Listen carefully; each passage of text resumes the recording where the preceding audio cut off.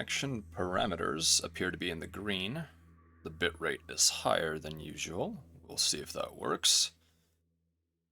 All the parameters appear to be within specifications. Encryption handshake is complete. We are ready for transmission.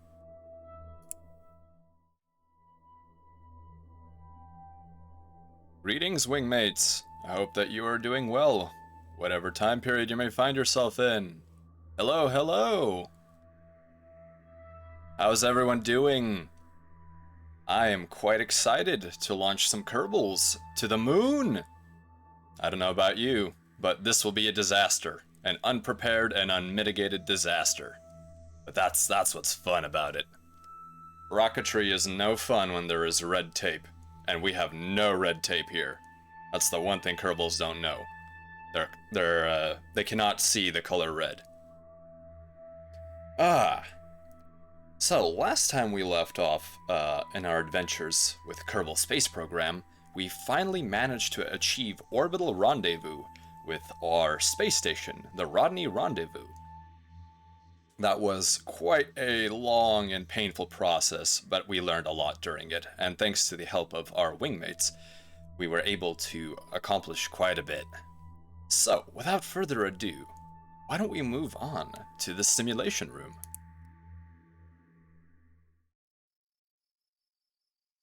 Alright, here we go. Alright, let's fire this up. So it's the middle of the night, which is the perfect time to assemble a rocket. So, because this is a moonshot, we should actually do a little bit of thinking this time around. We can't simply launch willy-nilly and expect it to work, and also to be able to return our Kerbal safely home. And of course, this will be a manned launch. It's no fun if there is no risk. And risking a probe? No. This must be a manned flight. I understand that the typical space program will, generally speaking, you know, send up a probe, send up an orbiter. No. We're gonna do this all in one go. And we are going to try to utilize the core components of our existing PB, the Pants Browner design, already in its 4th iteration after it has killed oh so many Kerbals. But don't worry, this time it will be perfectly safe, and we will go to the moon first try. There will not be a stream cutoff if that is not the case. Alright, so what do we need to get to the moon? Well, we need a lander. We need something capable of touching down on the lunar surface. Currently, this design does not have anything like that.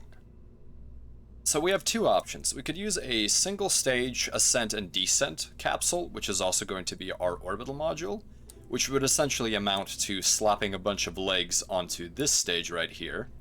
Oh, there we go. Onto this stage, and calling it good. But that will probably not be what we want to do. Also, we need to consider our delta V.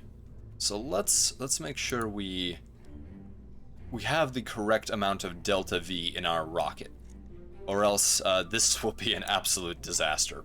So we need approximately... Oh, hello everyone, welcome. We are just getting started with our moonshot attempt. No guarantees. The Kerbals cannot promise that they will reach the moon, but boy oh boy will we try. Yes, simulation enjoyer. I certainly enjoy this. I must thank you, Niwa, for that fantastic video. Thank you very much. Let's see here. Can I? I'll plug your fantastic editing work when I'm a little more stabilized in my transmission here. Kerbal guts and souls will carve the way to the moon. Yes, they will. Yes, they will.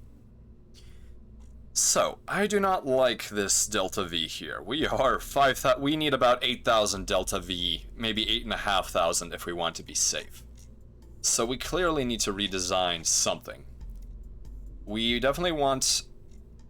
The more we add to our upper stage, the more we will have to add to our lower stage. So let's start off with the upper stage and turn it into a proper lander. Now focus on not curb-mitting accidents. Oh my goodness. These puns are going to cause the end of me. Okay, so this lander here, I don't think this command module would work very well as a lander. It has an atomic engine, which weighs quite a bit. So if we look at the engines, and we look at the Nerve atomic rocket motor, let me pop it open here. It has a 3-ton mass. That is a lot. Is the proportion of the upper stage to lower stage weight payload power a linear thing, or is it square cube kind of thing? It's a logarithmic kind of thing, so it's very, very unpleasant. In essence, the formula will always mess you up. I think I need to pull up the formula, actually. Let me see if I have it available at the moment. Tsiolkovsky's rocket equation is what you are looking for. Tsiolkovsky's rocket equation. Okay. Where is this thing?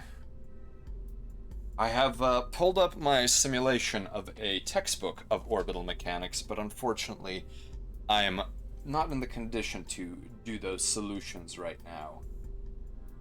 Okay. Standard gravity. Okay. You know what? I might as well. Yes, that is the natural logarithm. Okay, we'll do formulas a bit later. So every addition at top has an exponential compensation required for the bottom stage's fuel and rocket power. Essentially. At least if you want more delta V, you need that. In essence, more delta V requires that either you lose cargo mass, or you lose structural mass, i.e. use lighter materials, or you need to have simply more proportion of your total mass be actual propellant, something that you eject rearwards. So in this case, and of course you are unfortunately limited by your specific impulse. And specific impulse is, in essence, the ability of basically how effective a motor is at utilizing propellant for a reaction. Yes, asparagus rockets are definitely viable here because you lose more and more mass as you burn up the fuel, and we probably will do asparagus staging for stage 1 here now that this is getting to be a little bit risky. But yeah, if you look right here in the right tab, I'm covering this up unfortunately right now, but the ISP of, for example, the first stage rocket is 229, whereas the ISP of the Nerve rocket motor, because it is more efficient at its fuel use, is 800 in a vacuum. So it's far superior in terms of its efficiency per weight or per mass unit of fuel. Pancake as in very, very horizontal and flat expanding. Well, in vacuum that would be okay. That's one way to design a rocket, but in atmosphere we really... So in a vacuum the shape wouldn't matter too much, but in this situation, because we are going through Atmo and the drag model is actually significant, we definitely want to keep as much of an aerodynamic shape as possible. Asparagus is tasty to eat and launches rockets, truly a strong food. Yes. Hi, Yukis. You can build rockets in space, sort of. You can assemble ships in orbit. That takes a little more know-how right now than I currently have in reserve. So I'm gonna pull that top module off. Okay, let's see here. So I think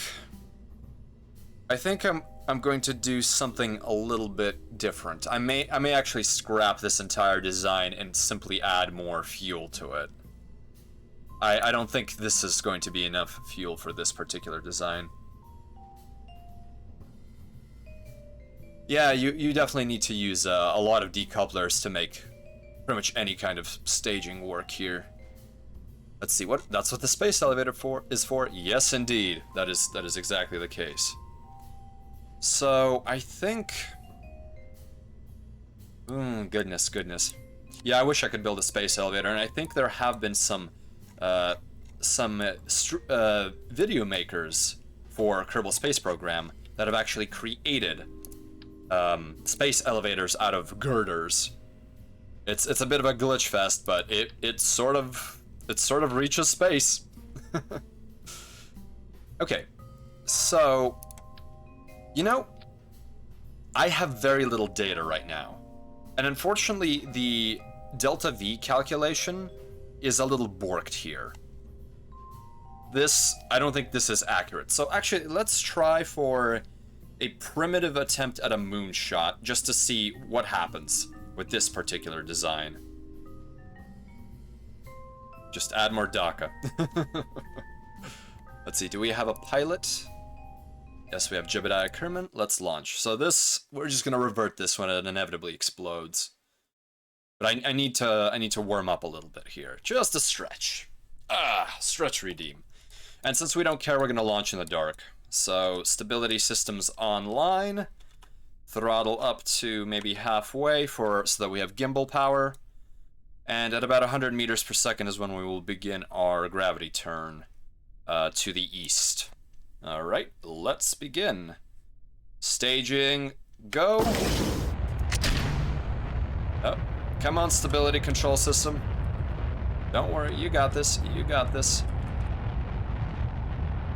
Alright, there we go. We should already begin leaning. We have way too much power in these solid fuel motors. Way too much power. Oh, Jebediah is absolutely having a blast. Aren't you, Jebediah? I wish I could wiggle my face against yours. But alas, I am trapped in my tank. Alright, I think we need to throttle down. This is getting to be a little too much.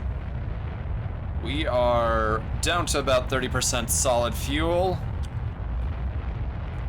Uh-oh. Accursed scroll. Our apoapsis is rising. We unfortunately have some serious orbital inclination, but I don't care. Oh, we've gone hypersonic already. Oh, that was not safe. That was not safe. I don't think we took any damage, though. Alright. Let's take a look. Let's not raise our apoapsis too much.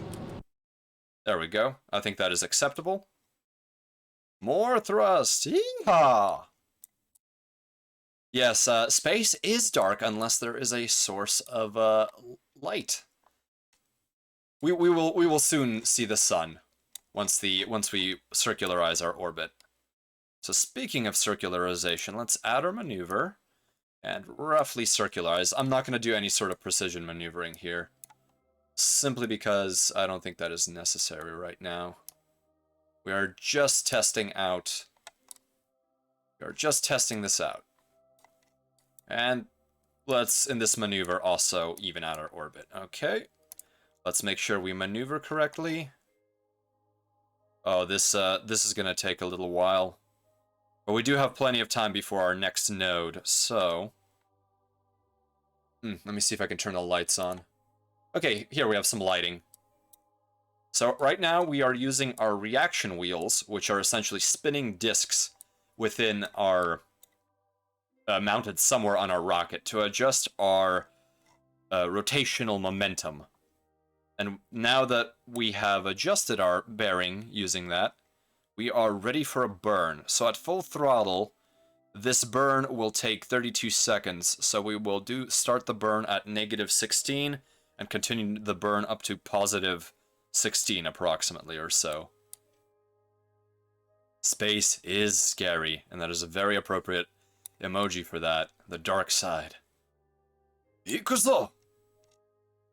So, just letting everyone know, this will be a scrapped launch. We are sacrificing Jebediah in effigy in order to just see if this particular design has even remotely enough delta V.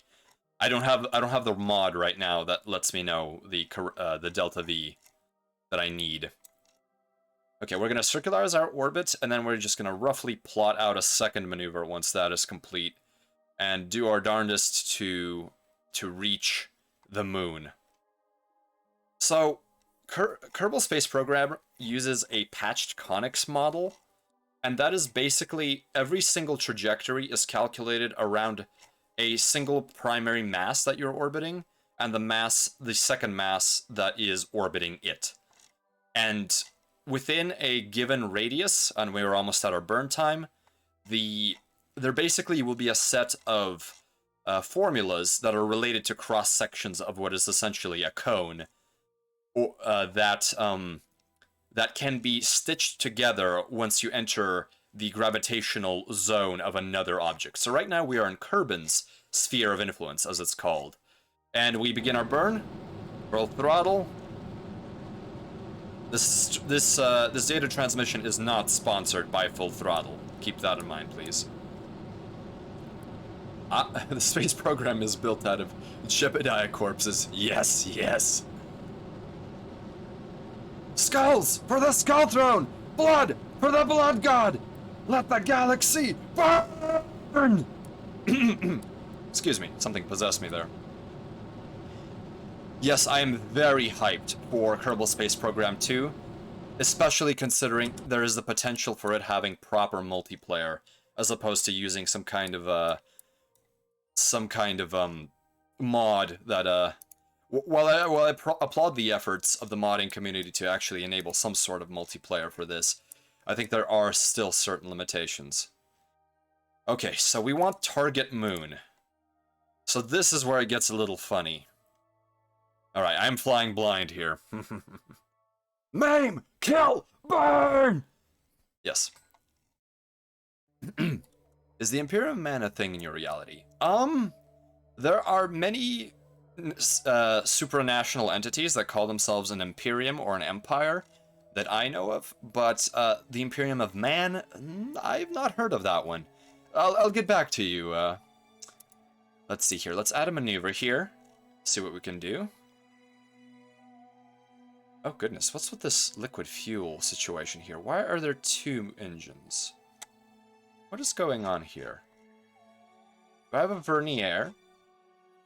Oh, I don't know what's going on. That's fine, that's fine. Oh! Oh! That's a problem. I have accidentally activated... Oh no, I didn't activate the engine. Where is the second engine?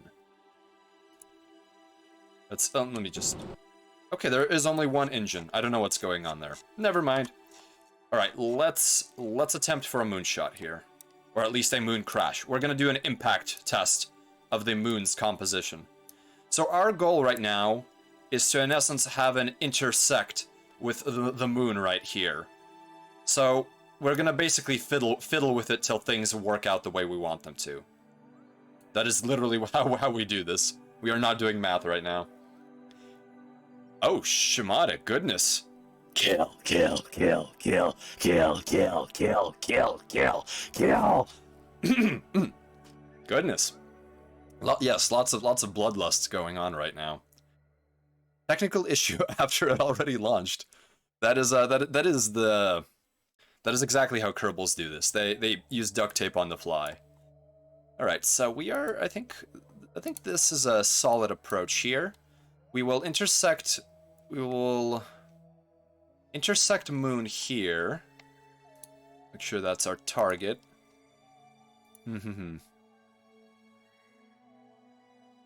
You've had to keep it in for too long. Oh, Shimada, I'm glad that you have this power within you. I do enjoy when someone unleashes their inner chaos. Am I passing through the warp? Well, not really. I do not know what the warp would be. Sometimes translation drives are called warp drives, and I have traveled on a translation drive equipped vessel before, and it's quite an odd sensation, but I personally am not consumed by a warp or anything like that. Okay, I think... Oh no, we need to enter the sphere of influence. Let's cut our thrust down a little bit here. The moon encounter and the moon escape. So we'll have a little bit of time.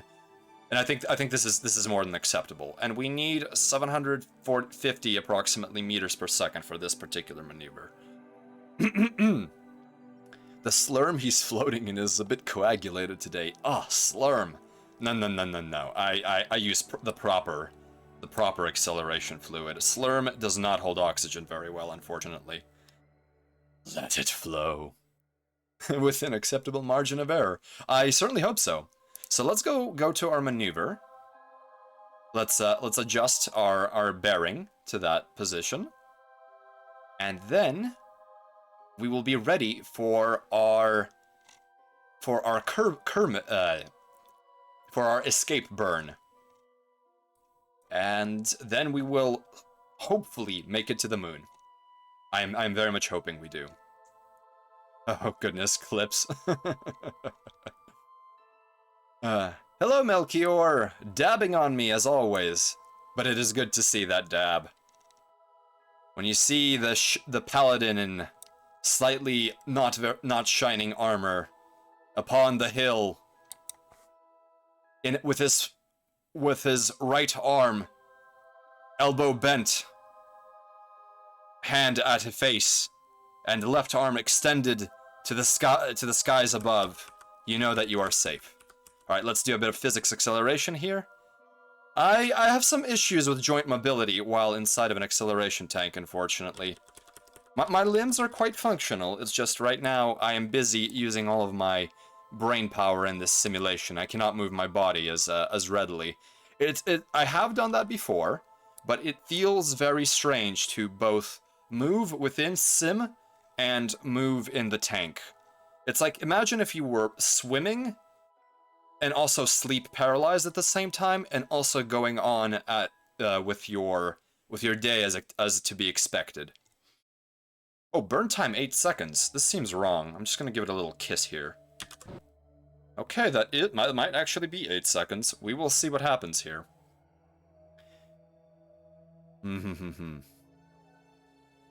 Yes, Ray. Let's say that. Let's say we can, but we choose not to. Okay, we are almost at burn time. So I will simply slam this rocket into the moon, and hopefully the plume of collected Jebediah dust, along with moon dust, will be analyzable by our scientists for trace mineral analysis using spectroscopy.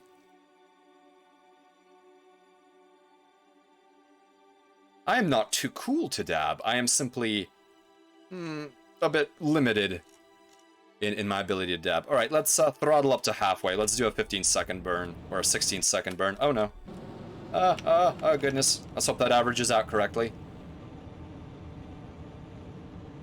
Okay, we are extending our apoapsis.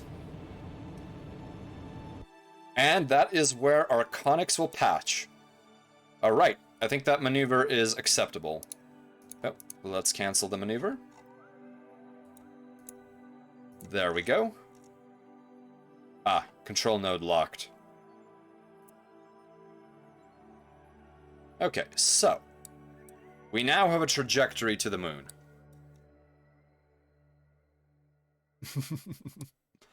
So many people with trigger emotes.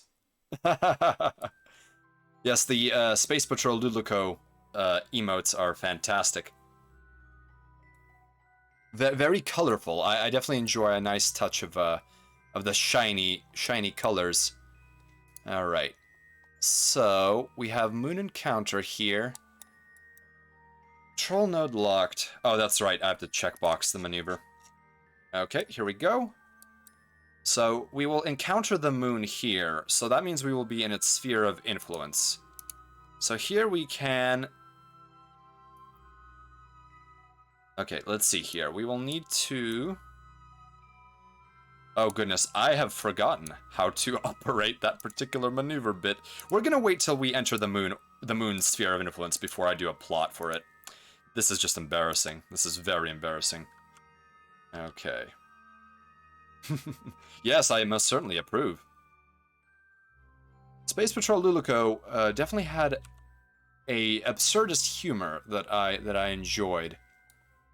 Oh, no wonder my orbital inclination is also garbage. Alright, let's see what happens here. We are about to enter the sphere of influence of the moon. Here we go, here we go, here we go. Just a little bit of acceleration in terms of our simulation. I really hope that Jebediah brought some snacks, because he is going to... Okay, here we go. So that is our lowest point right now. So let's... Now we are showing our orbit relative to moon. So let's add a maneuver and burn retrograde, and that will essentially bring us down. Okay, let's do that. I think that is perfect. Let's go to maneuver point. Okay, here we go. Ship is maneuvering towards our burn vector. Permanently A posing to assert dominance. Well, I also have a little bit of a stance with my legs. It's a comfortable stance.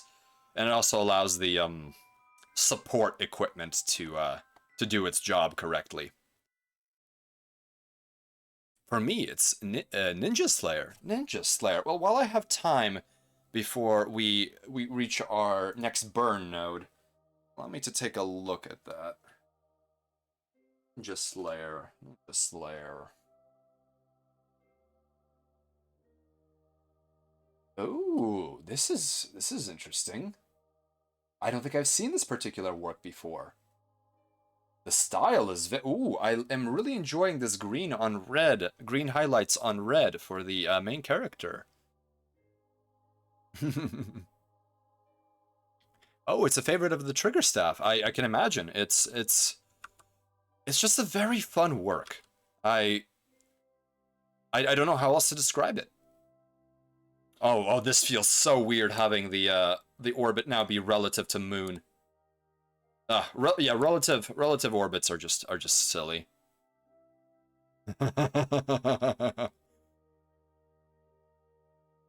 Domo hajime mashite. Ninja Slayer desu. Yert. Is that the catchphrase of Ninja Slayer? The yert? Or whatever enunciation that is done with.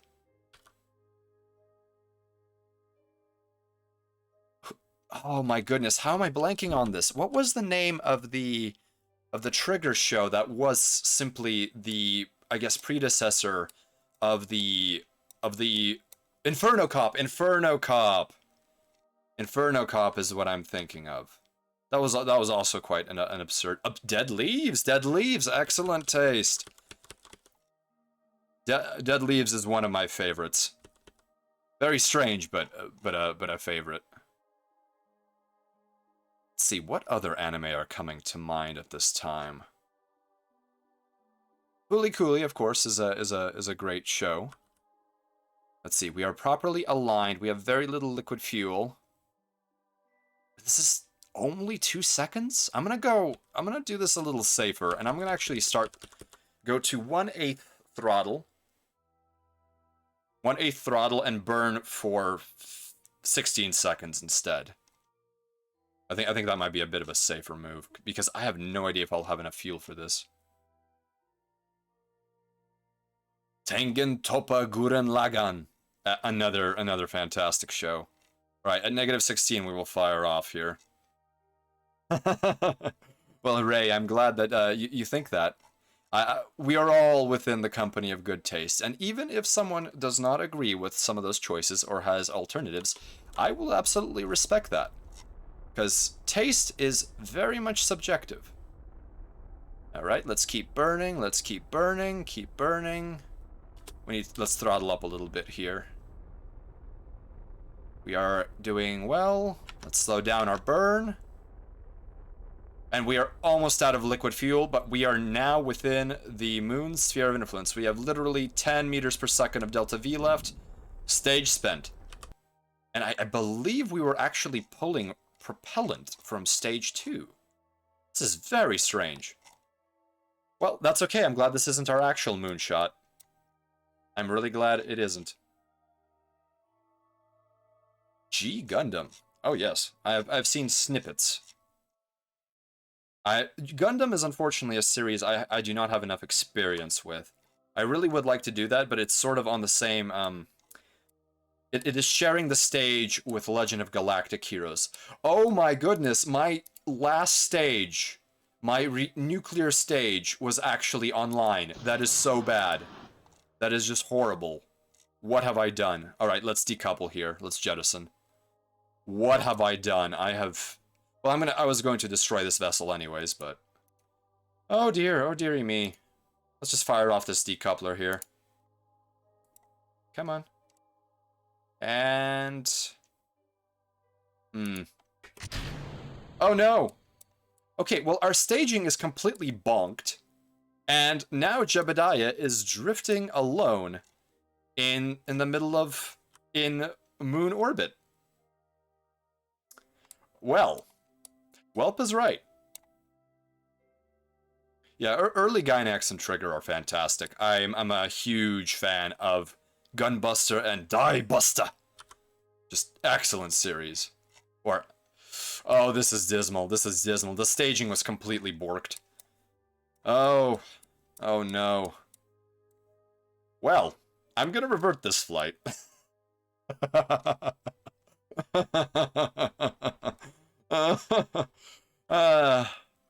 Nobody saw this. Nobody saw this. The stream is just about to begin. Let's revert. Okay, well, we now know that we have more than enough Delta V to reach Moon. However, we were about to lose a lot to the mass. So let's revert to vehicle assembly.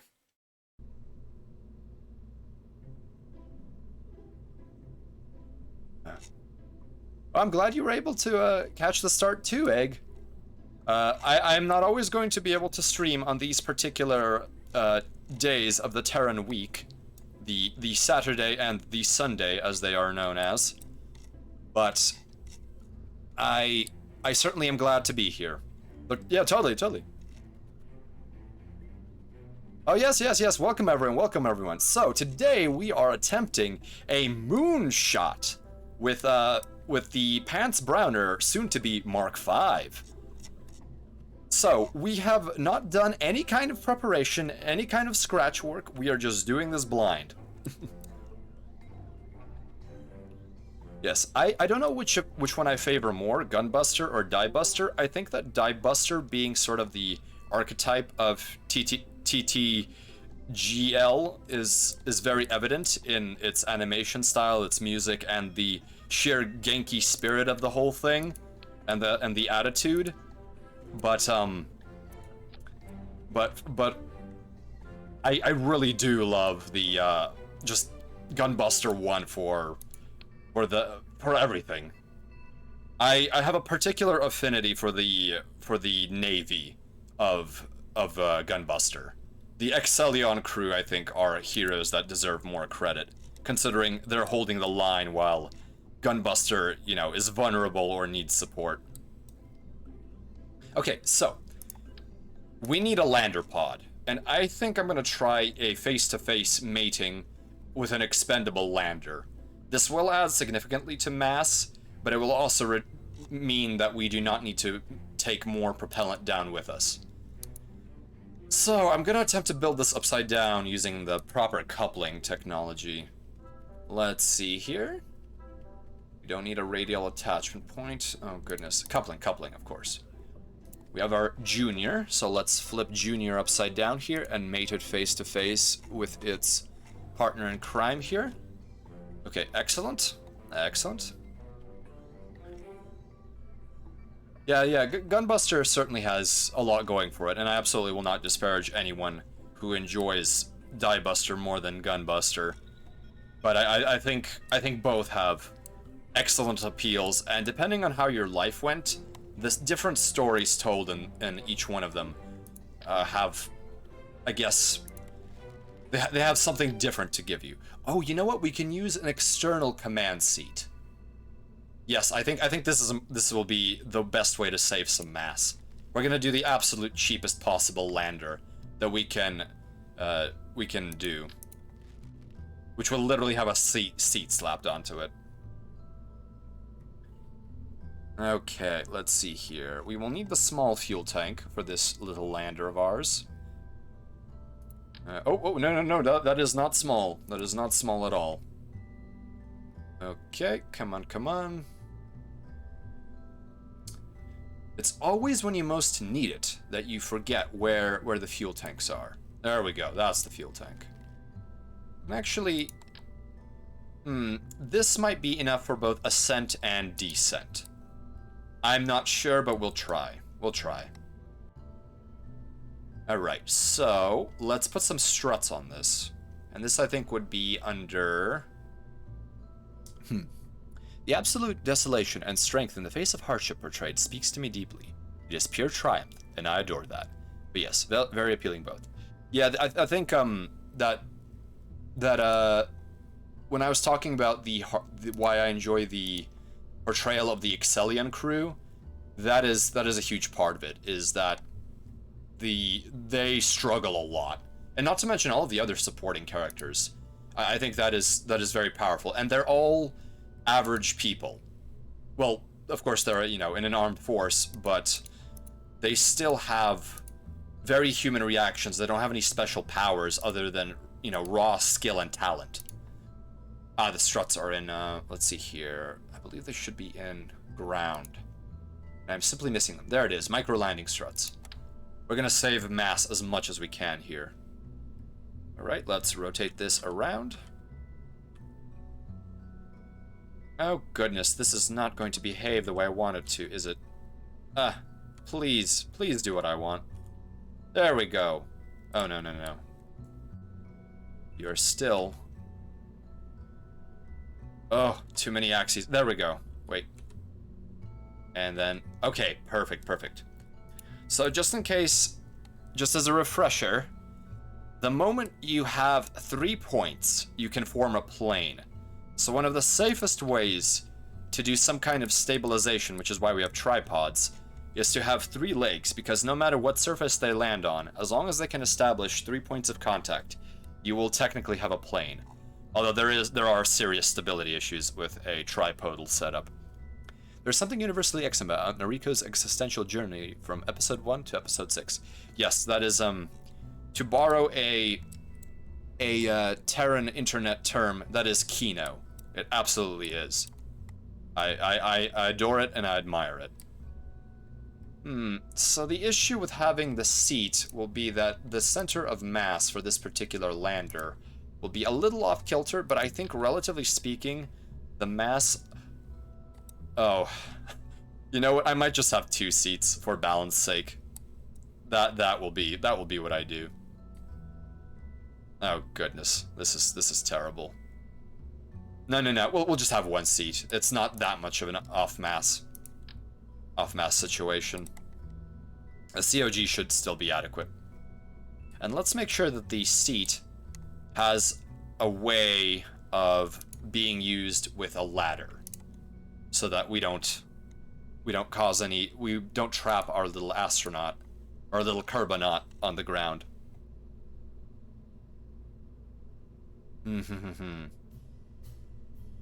One second, please.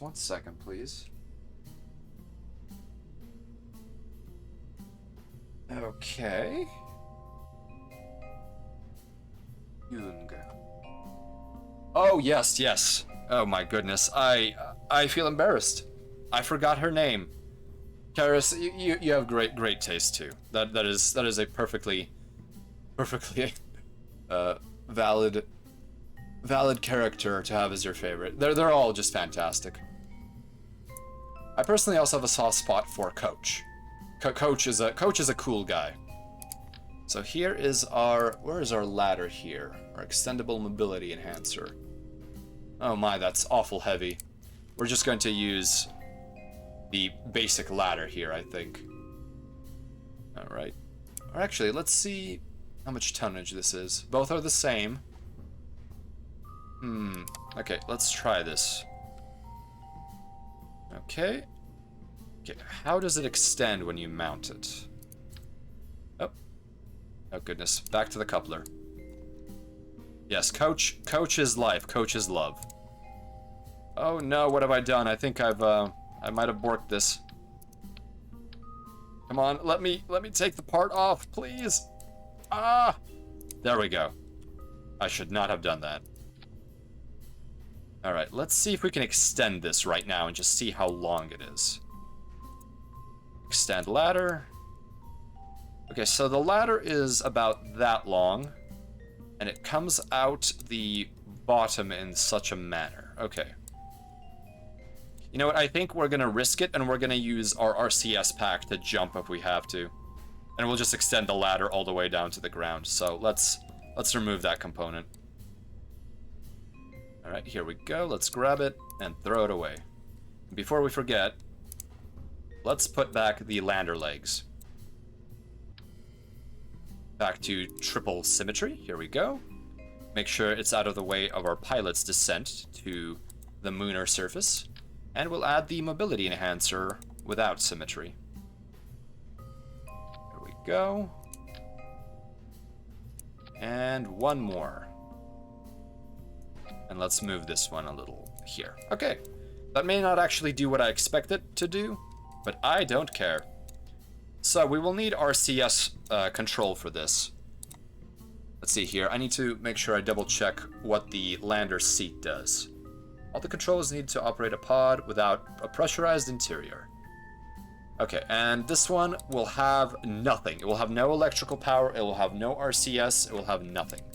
So we will need to manually add an RCS fuel tank to the lander, because I think that we will require RCS for our landing. So let's use the small RCS thruster block, and let's use four-way symmetry. Let's take a look at the center of gravity here. Center of mass. They're being done for the full rocket, I believe. Yes. That is unfortunate. Okay, so... well, our center of mass will roughly be in the middle of the tank until, of course, we run low on fuel. Now, do I want a reaction wheel, is the question. Or do I want to simply go with RCS? So the mass of a reaction wheel is 0.05 tons, which is 50 kilos. So relative to the size of our craft... let's see here. Let's take a look. No, we don't have... I need to look at the tank specs again. I certainly need to install some utility mods. So we're using this particular fuel tank, and it weighs 2.25 tons. So relative to our propellant mass, we still have a fairly good mass propellant to mass fuel to mass structure weight. So our delta V should be fairly okay for this particular craft. Of course, that also depends on the engine that we throw on there. And while we do that, let's throw on the engine. So we don't need something too big, definitely not this. It's the size of our fuel tank. Let's have something a little bit smaller that we can use. So we have a monopropellant engine. Let's see here. We have the Ant, a engine for ants. But I think we want to use the Terrier. It has a total thrust of 60 kilonewtons in vacuum. And it has a specific impulse of 345, which is pretty darn efficient, I would say, actually. But that might be too big. I may be missing an even smaller engine. Because this one masses 500 kilos, which is a fairly significant amount. So let's take a look here. We have the Spark. The Spark might not be enough, though. And the Spark has a thrust of 20, but it weighs about a third of what we have. Yeah, the legs could be moved down once we get an engine into position. The legs are stubby mostly because I'm trying to be weight conscious at the moment. And unfortunately, most of the weight is saved is going towards an engine, but I really don't like this Terrier. It's a little heavy. But I also am not sure that the spark would be adequate, if it would even have the thrust necessary to get us off the ground. I certainly need to brush up on my equations and do some back of the envelope. Well, what we could do is we could throw down some smaller liquid fuel engines. So these ones only weigh 20 kilos, but they provide a thrust of 2 kilonewtons. No, that we do not want to use these radial engines. They simply don't have the thrust we need. Alaric, you could replace the whole lander with a solid rocket booster, land dry, and do a suicide burn to orbit. Ooh, that would be very difficult to circularize. If we had a hybrid solid fuel booster, that would be cool, but I'm not sure those are available in a Kerbal Space Program. At least not without a mod. Let's see here. Our thrust is 16 and our tonnage is 80. Tiny engine.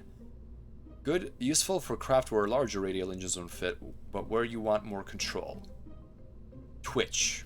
Let's see here. Its ISP is fairly decent. So to get the same thrust, we would need about...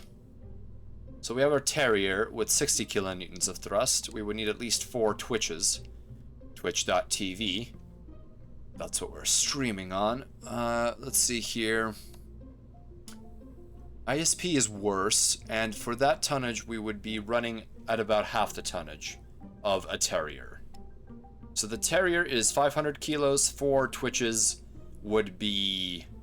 See, that's 0.8 times 4, so that would be... Oh, you know what that does?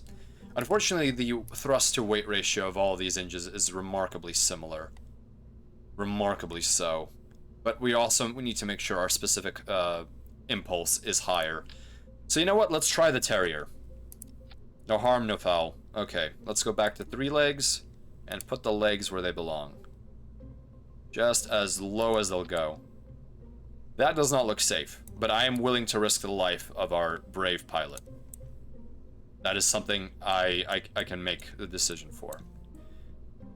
Alright, so now we need a monopropellant tank. And we're going to use something small because we're not going to need much mono, especially considering the general size of this craft. Let's take a look at our tonnage. We have Dumpling. The Dumpling tank weighs... Oh no, it's simply a liquid fuel tank. We will need monopropellant tank. So we have the rounded monopropellant tank. We could slap 2 of them on for bilateral symmetry, and each one weighs 0.1 tons. And it provides how much mono? 20 units of monopropellant. We could also use just the stack-based monopropellant tank. The one that stacks within the actual framework here. I think we might do that. Let's take a look where that particular tank is. Alright, let's see here. Fuel, RCS fuel tank. That's way too big. That is a little too thick. That is... Actually, that would be okay, I think. Let's take a look. How much does it provide? It provides 20 for 100 kilos. Whereas the spherical tank provides 20 for 100 kilos. So same thing, let's just not bother with it. I am really hoping that 40 units of monopropellant will be acceptable for this landing. I certainly am hoping that. And here, let's keep the center of mass closer to the center. Yes, I think that is a good idea. You see, the thing is, if you have RCS units running, I don't like that look. Let's move them slightly more. Let's move them more towards... Yes, the middle here. No, please, I want bilateral symmetry. There we go. That's about as good as it'll get. So basically, one of the simple rules of... Oh my goodness, how am I forgetting? 1 second, please. Let's see here. Pulling up a reference sheet here. Oh, how am I missing this? Moment of inertia. Oh my goodness. So, in essence, moment of inertia is calculated. Essentially, moment of inertia rises when you have more mass towards the outside of a particular radius. And if we move these tanks downwards, it means that relative from the center of mass where around which it would rotate, there would essentially be more mass on the outskirts of the rotating body. So we want to make sure we center that up a little bit. So now let's put our RCS thrusters on. We're going to use the smaller RCS thrusters. They weigh significantly less, but we also don't need nearly that much power, especially for this particular flight. If anything, we want more stable control. So let's slap down some RCS thrusters, and we'll add another 4, just so that we have ample capabilities. Okay, I think that will be acceptable.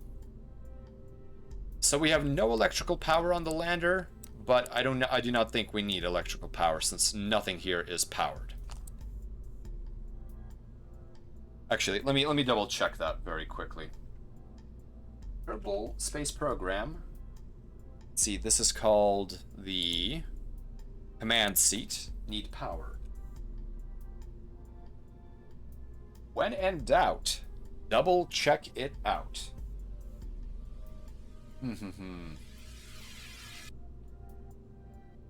I do not think we need power, but it's better to be safe than sorry because every single launch attempt takes time and we simply can't go back and rebuild it.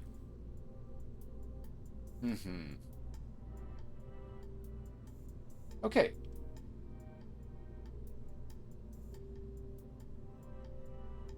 Oh my goodness. So apparently you can unseat the pilot if they collide while operating this this terrifying machine. Oh my, oh my. Yes, that would be awful. I certainly hope we don't do that. And I also feel like I've attached this seat incorrectly, because I have, in fact, done that. So let's go back to single symmetry, and instead of our pilot facing downwards, let's actually make sure that they're facing the right way. Oh no.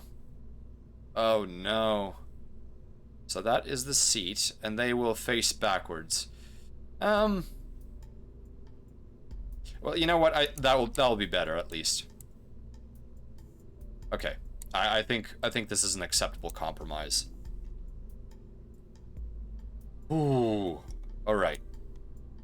Let's see if we can add a fuel cell just in case.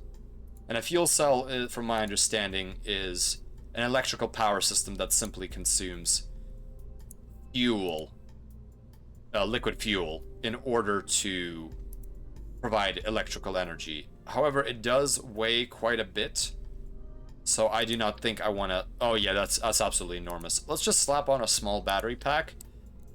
Can we go even smaller? Can we go even smaller? What is the lightest power source we have? So the battery pack is only 50 kilos. So if the battery pack is 50 kilos and the seat is... Oh no, sorry, it's 5 kilos for the battery pack, and the command seat is 50 kilos. We can actually balance this design out by putting something back here that weighs a fair amount. And that way our stability assist system will have to freak out far less during attempted corrections. So, let's slap a battery pack on here just in case. Just in case that is a requirement for this thing to fly. And, in fact, we can put a fuel cell on, because it weighs exactly as much as a seat. And it also is reflective of the Apollo missions, because those did not have solar panels. Those were powered by fuel cells. Although they did not use the liquid propellant from the actual command module. They had their entirely different fuel source. Okay. I think that is acceptable for a lander module. This is a single stage lander module, which is sufficient for something with such weak gravity as the moon. Hopefully, with our calculations worked out. However, it may not be, but we shall have to see. We shall have to see. Let's actually take a look how much this lander weighs. The lander weighs 500 kilos. So the seat is a significant weight savings, especially compared to the massive reaction mass that we have available. Hello, pig. Good. Insert applicable measurement of time. Yes, yes. Many wingmates are on different timetables, and they have different zones that they're in, so we do have to be mindful of that.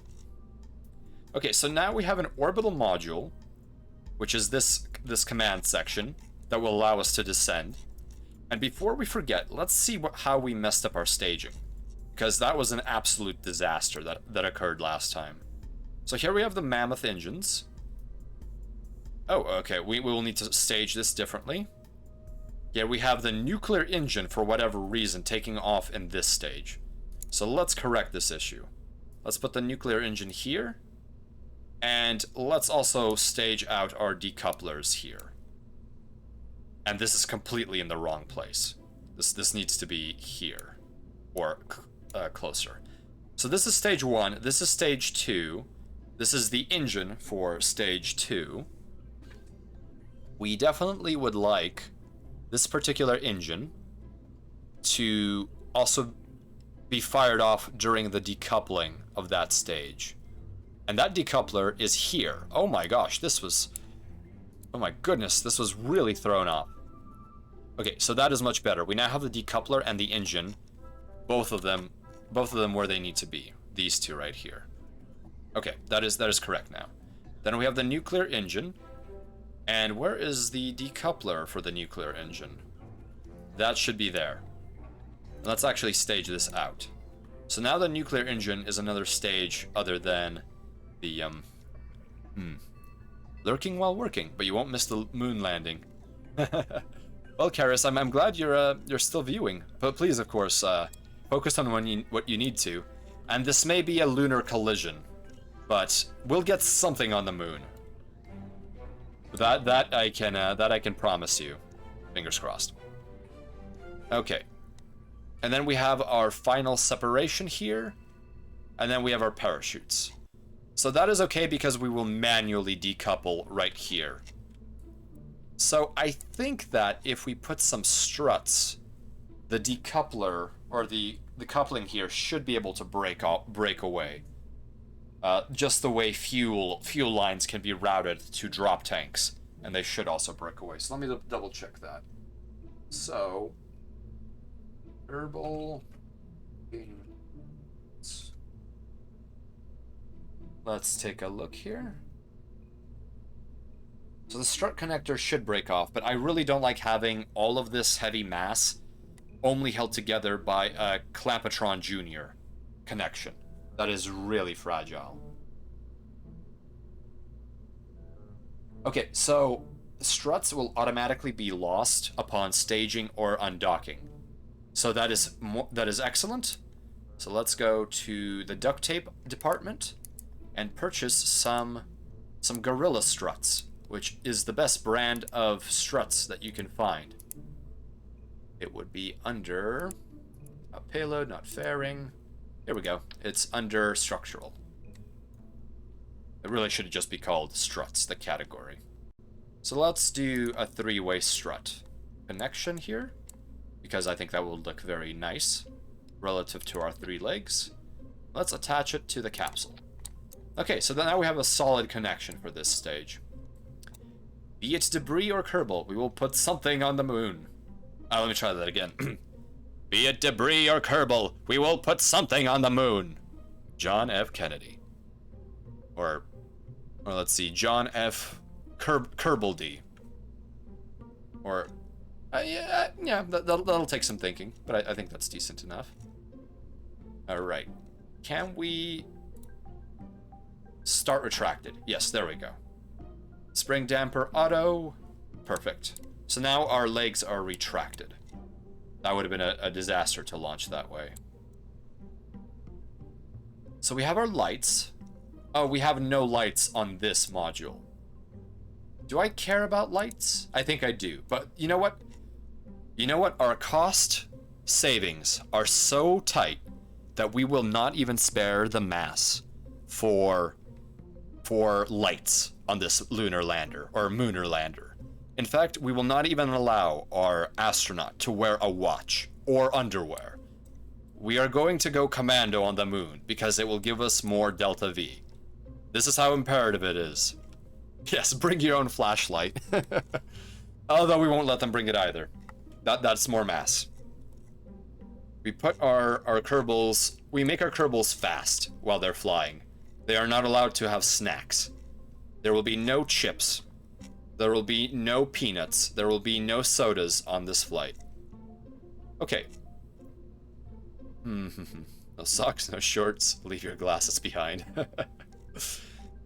So now that we have added a significant amount of mass to the overall payload of this system, we should be aware that we will not have nearly as much Delta V remaining in this first stage.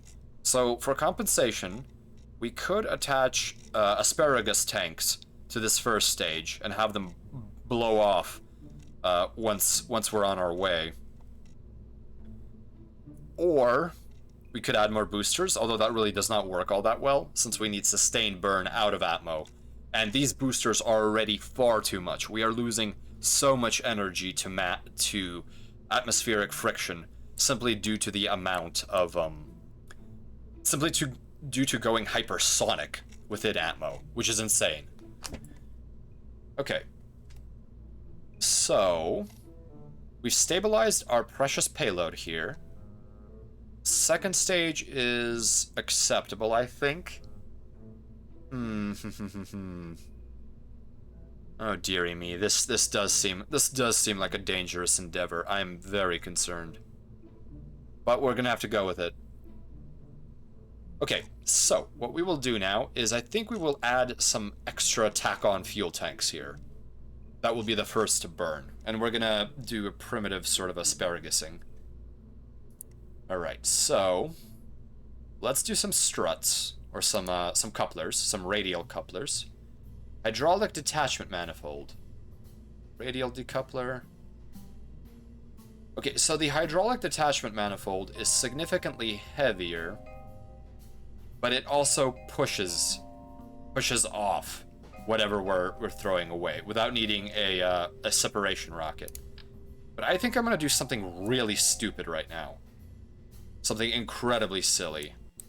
And I'm gonna slap our first fuel tanks onto the solid boosters. No, I won't do that. I won't do that. I'm just simply loath to do anything further with these solid boosters. So we must consider how much burn time we will get out of these solids. So this is the sidekick booster. So let's take a look. Oh, you know what? I am a fool. I could have throttle limited all of these sidekicks. I could have actually tapered off the nozzle and maybe not gone so hypersonic. That might be an interesting thought to consider. Well, if anyone here has played KSP, I don't know how you feel about limiting solid boosters on their thrust. It really does not befit the orc within me, who really wants to go faster and paint this rocket red. But, goodness me. I do love hard acceleration. This is... While it's not the best job, I do love being a courier because I get to push accelerations that turn other people into jelly. Okay, you know what? I don't know what. I think we... What if we have fewer solids, or maybe we can just simply make the physics freak out. Let's see if we can make the physics freak out a little bit. So what we're going to do is we're going to add more radial couplers. Yes, that is what we'll do. We'll add more radial couplers. Come here, come here. The ones that have some offset. And we will go with... This is 8-way symmetry. Okay, so we're gonna have some trouble fitting this in here between the other rockets. So maybe we'll actually try to attach it to the solids. We are in quite the pickle here. Okay, you know, I might just do this. Don't judge me. Please don't judge me. Let's go to fuel tank. This is not the best way to add delta V because we're simply adding extra mass, but I don't care. Let's find the big fuselage once again. Big fuselage. We think big. We think with big fuselages. Not the Kerbal. Oh yes, the Kerbodyne might do. No, we want one-way symmetry, please. That is not at all how I want this to be attached. Come on, please behave. You're just not going to behave, are you? Oh my. Okay, there we go. We just slapped on a little bit more fuel. It's proportionally not that much, to be honest. And I wish I could have a proper fairing adapter here. Now, where is that fairing adapter? We are losing a lot to atmospheric drag, unfortunately. There it is. I can't believe it was right before my very eyes. Why? Why was it tucked away like that? Why? Somebody is to blame, and I will blame myself. This was entirely my fault. Hello, Lursing. Or how would your name be pronounced? Lursing or Lursing? Welcome to the convoy. We are you know, this game is complicated in some sense, but at the same time, the tutorials, the community, and all of the wikis available for it are very excellent. So I think this fairly it's a good way of learning how to do orbital mechanics. Does it have a chance of exploding though? Well, ultra fluff stuff, this of course has a chance of exploding, especially considering how frail this design is. Let me throw on some more struts. Thank you for mentioning that, because this may have literally snapped off upon launch. So let's throw on some struts. Okay, where are my favorite strut-based friends? The little crane, and let's do 4-way struts. Alright, and let's attach them here, and then we can go all the way up to here. Perfect. Now we have a nice and durable rocket. At least I hope it will be. Oh, I see that the autos... Oh, no, I didn't finish the click. There we go. That's the longest distance it would allow. Certainly it didn't happen before. Yes, Karis, thank you for the vote of confidence. The stream began only with the construction of this rocket. How accurate is it in terms of physics? So, it is not a multi-body simulator. That is one of the big limitations. And of course, the flight model, the drag model, and the other aspects of this are certainly not finite element analysis. And finite element analysis is essentially simulating small quanta of a component. Like, for example, if we were doing finite element analysis of like stress on this rocket or something like that, we would essentially go down to small subcomponents, subcubes of material, depending on how detailed you want to go, and we would model the interaction that these small quanta would have. But yes, drag used to be much more jank, as you so describe it. It has certainly been improved since version 1.0, and now it actually will bite you if you're not very aerodynamic, which I am glad we have found this adapter. So we should have less drag. I would like to put a fairing on all of this, but fairings do add quite a bit of mass. But we may actually... Let's take a look at how much what we can do with a fairing. So that would, I believe, would be an aerodynamic. Fix the footprint of the widest cross-section or something instead of tracking specific aerodynamics.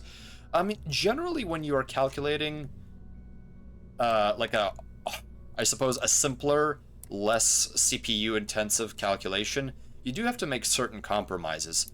So I absolutely do not blame anyone for, you know, designing something that is significantly, significantly more simple. And in regards to the orbital mechanics, this uses patched conics, which is basically avoids the three body problem. It avoids the influence of objects outside of a given radius, in essence. And I'll show this more when we actually do begin our orbit once again. But patched conics is significantly simpler to simulate than a multi-body sim. And also it's easier to plan ahead the calculations.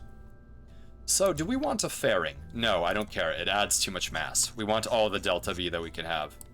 Alright, so this is now officially the Pants Browner Mark V. There we go. Oh, I'm on caps lock. Unfortunate. It appears that I was screaming at someone. Alright, let's save this rocket. Let's select a brave crew member. Wingmates, who would you like to be the first to not crash into the moon?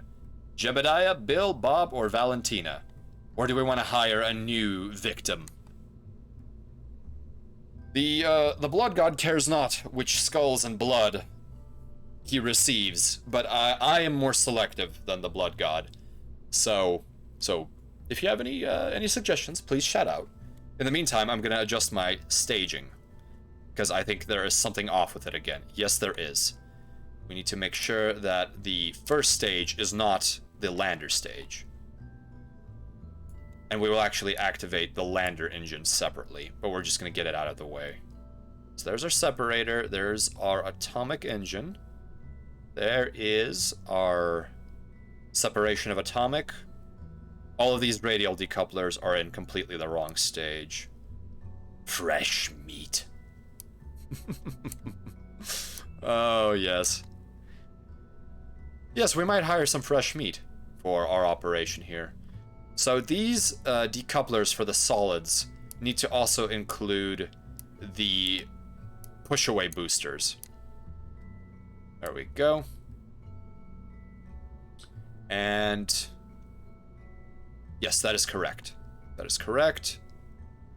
That is correct to my awareness. Gantry, solids, and the mammoth. Perfect. This may be way too heavy to launch. We'll have to see. And I'm actually going to... These are getting too close for comfort. I'm going to move the push-away boosters for the expended solids a little bit down. I'm having some issues with them rotating far too much and far too quickly.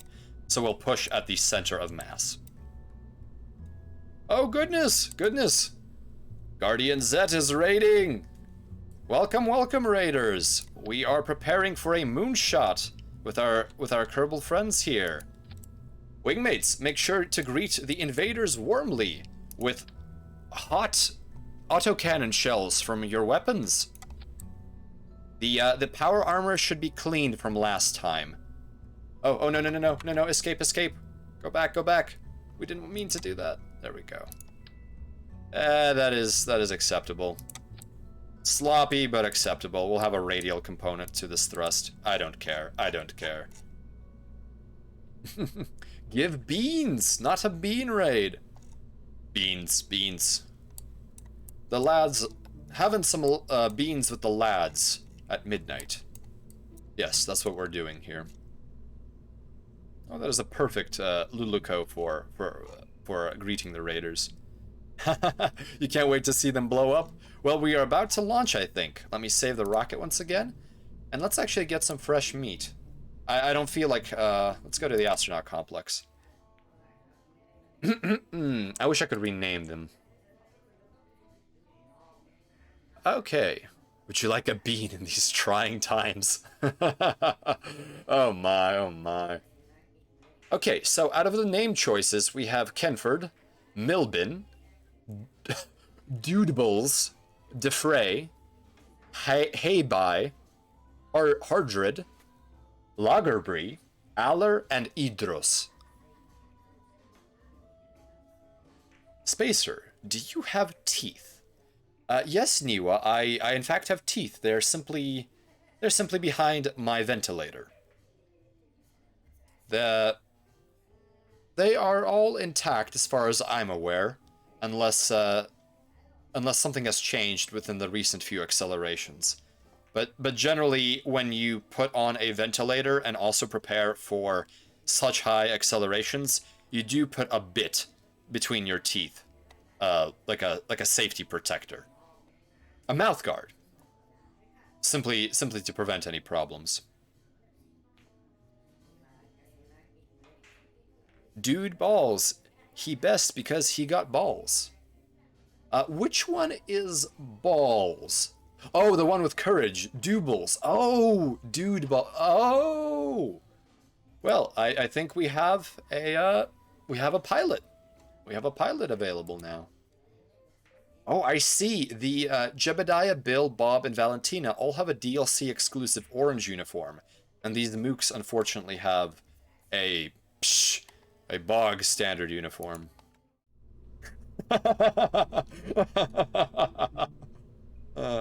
Oh, me, didn't notice that comment. He takes it off and it's a predator situation.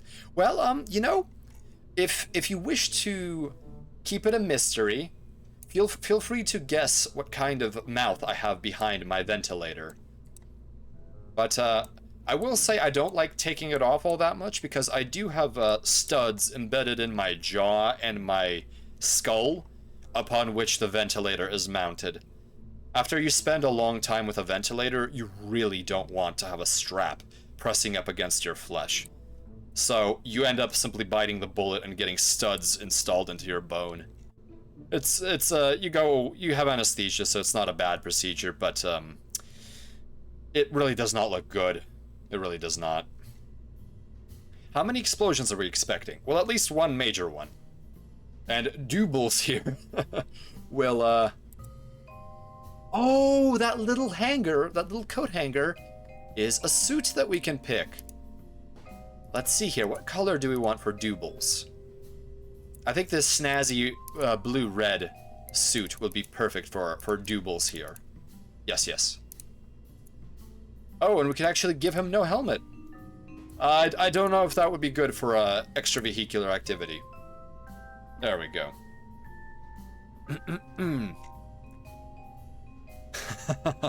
If Spacer was born on Earth, he totally would be a vegan punk straight-edge dude. Or an accountant. He has the face of an accountant. Well, I will take that as a compliment that I have the face of an accountant. I am good enough with numbers, at least the ones related to taxes for the Far Sons Coalition Naval Commission. But I do enjoy my fair share of beef, so I don't know if I would be a vegan, perhaps. But you know, the alternative timelines could be anything they want. I'm sure that in some multiverse, if there is such a thing, there is a me with such a beef or brisket wire. Helmets are for people that are scared of space. Yes, very much so. The real brave lads simply breathe in the void. To become the void, you must breathe deep. Savor the flavor of the emptiness.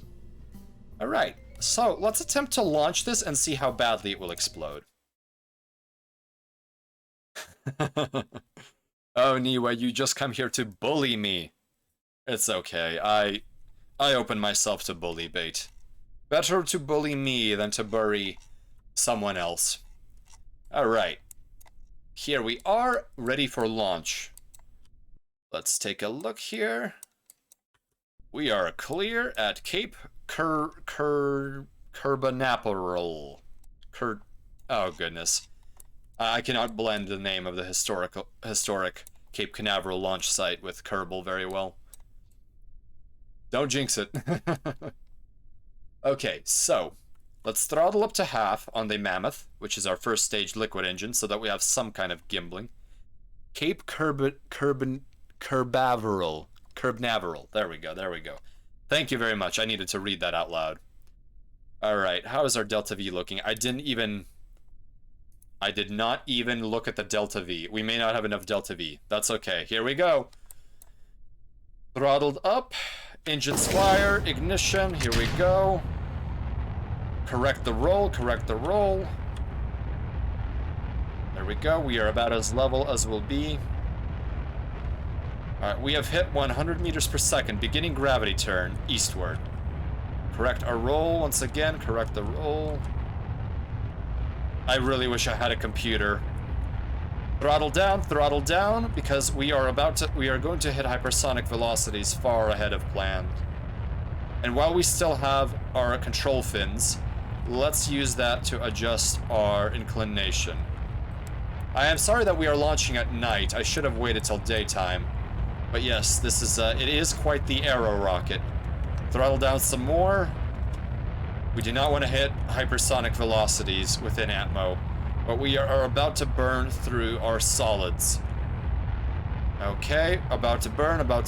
Here we go. Here we go. And kickoff. Throttling Mammoth to 100. Let's take a look at the map. Apoapsis is not quite what we want. Let me engage maneuver mode so that I can see Apoapsis from map mode. So we want Apoapsis to be 150 kilometers or so, which is about twice the atmospheric elevation. Alright. We're gonna lean some more. Apoapsis is doing well. Mammoth is about down to half. Apoapsis is acceptable at 156. Throttling down. We have a rotational velocity that I do not like. SAS, please correct this. Please correct this, SAS. Okay, let's do a maneuver. Let's circularize our orbit and also straighten it out as need be. So let's see, our periapsis is now... Or no, our apoapsis, let's drop it down. We do not want to waste propellant on anything but circularization. Here we go. I do not like using these manual sliders as much as I like to use the precise adjuster that the very helpful wingmates from last session displayed. Okay, here we go. 200 versus 100. Going down. Let's not burn too much reaction mass. Here we go. And no, that's not acceptable. And I think that'll be okay. That'll be okay. Okay, alignment is acceptable. Okay, clean that up a little bit. Do we need any radial component? We may need some radial component to straighten out the orbit. There we go. I like that. I think this is an acceptable orbit. Okay. So, let's maneuver. Let's maneuver to that position. And I think we may have run into a bit of an issue here. Oh, goodness. Let's turn on lights. Toggle our lights group. So we have at least some kind of illumination. I think because we added so much mass to the rocket, our reaction control system is absolutely struggling to get us into position. We may actually miss this burn node if we don't use reaction RCS. So let's use a kiss of RCS just to give us some velocity. Alright. I am hoping we make it. I am really hoping we do. But worst comes to worst, we will use our gimbals on the first stage engines in order to correct our bearing. SAS should be able to handle this. I am certainly hoping it does. Okay, so we will want to start burning at 20 seconds. Yes. We are going to be cutting this close, wingmates. Alright. Oh, look at that beautiful Milky Way. That is the one constant humanity has, no matter where they are in the sphere of human colonization. And that is the Milky Way that we all can see. I believe it might have been that way for ancient Terrans, where where humanity was all in different nations, in different states. But at least there was the moon above. Alright, here we go, full throttle. We are going to burn around the node. Let's go to map view and watch our orbit circularize. So first stage will have more than enough delta V to at least circularize. And then we will figure out where we will do our intercept burn with moon. We may have to dump stage 1, however, and go on to stage 2. Yes, I have a feeling we will have to dump stage 1. Unfortunate. Would have been nice. And let's throttle down. Cut. Let's throttle up a little bit and get that last bit of delta V. Okay. This maneuver is complete. So now we have a circularized orbit, which is the blue indicated here. I do love how the nozzles of the rocket engine are glowing red. That's just fantastic. So we actually have quite a bit of delta V left over in stage 1, despite having burned through most of our liquid fuel. This is simply because we have less and less mass within our rocket. So rotation will also be far quicker. So let's begin our plot. So the moon travels counterclockwise, at least from this perspective. So we will want to target our intercept somewhere here. So let's see, let's add a node here, and let's burn forward. Let's burn prograde in our orbit. And it appears here that we will have an intersect with the moon. So let's make sure we don't use too much thrust, because overshooting the moon is also no good. We want to basically use as little thrust as possible, or as little delta V as possible. So the sphere of influence of moon, I am not quite sure of the radius, and it would have been nice to have it visually indicated. And I'm sure there is some way to have a visual sphere of influence. So let me actually check that out. KSP visual SOI. That would be very handy. Sphere of influence. My goodness, I should do an informational lecture on the patched conics. I think that would be most enlightening both for the viewership and for myself. So now we're going to simply play around with where we begin our burn in terms of timing of this orbit. So as you can see, as we drag this around, we can change where we enter the moon sphere of influence, which is right here, versus when we leave it. So what happens if we reduce our thrust a little bit? Okay. Let's have a little bit less velocity, actually. Let's try that. Let's try that, I think. So let's adjust our timing again.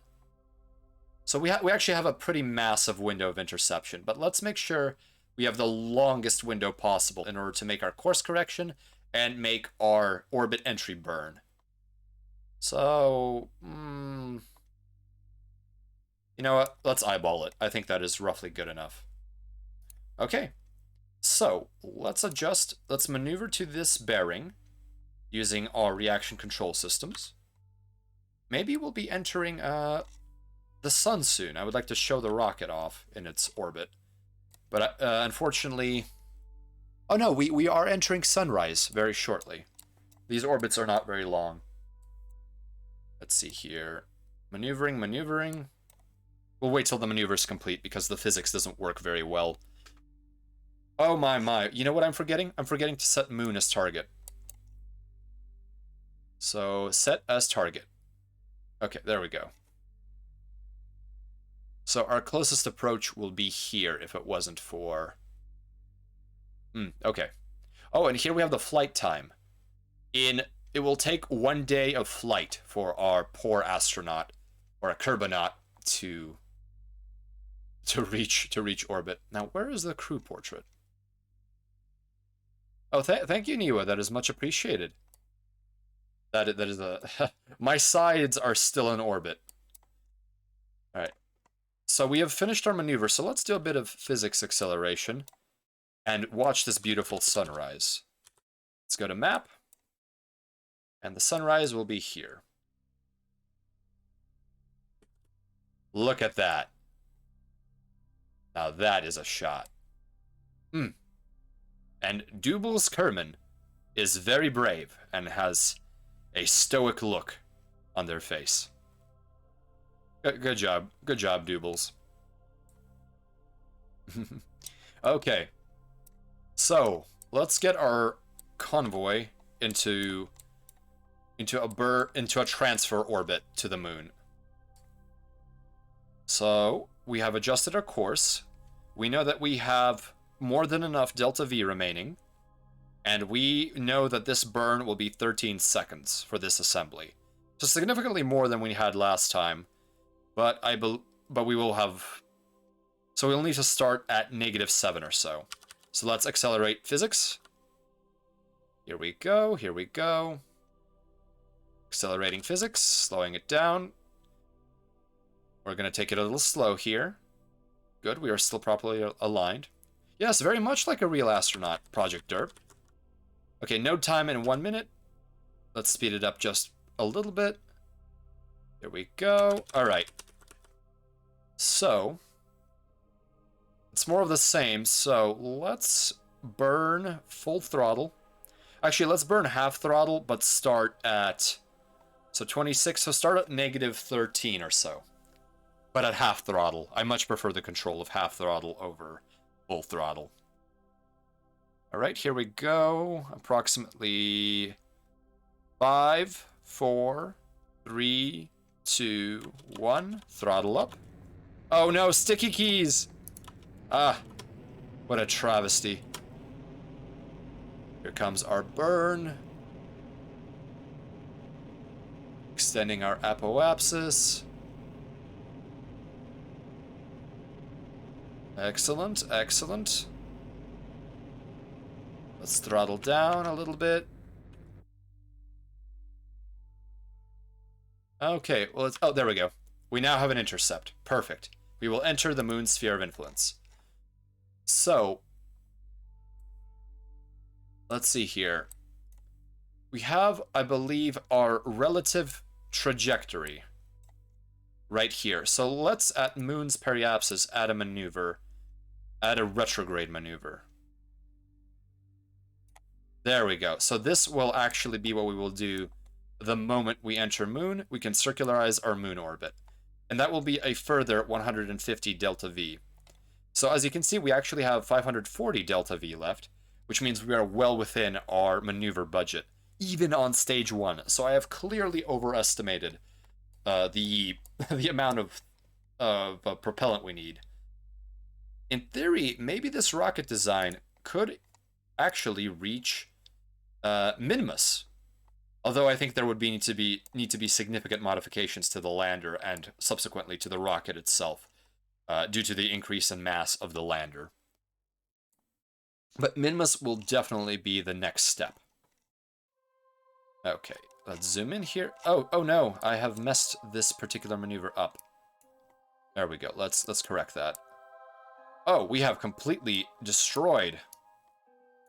You know what? We're just going to cancel this maneuver and try again. So let's see, periapsis of moon. Let's burn retrograde. There we go. We now establish a mooner orbit. Perfect. So now we have that maneuver plotted. So let's accelerate time because we have a day till that node is reached. But the nice thing is we can actually adjust our bearing ahead of time. Let's take a look at our monopropellant. We still have plenty of it left, so we should be good. Alright. No messages.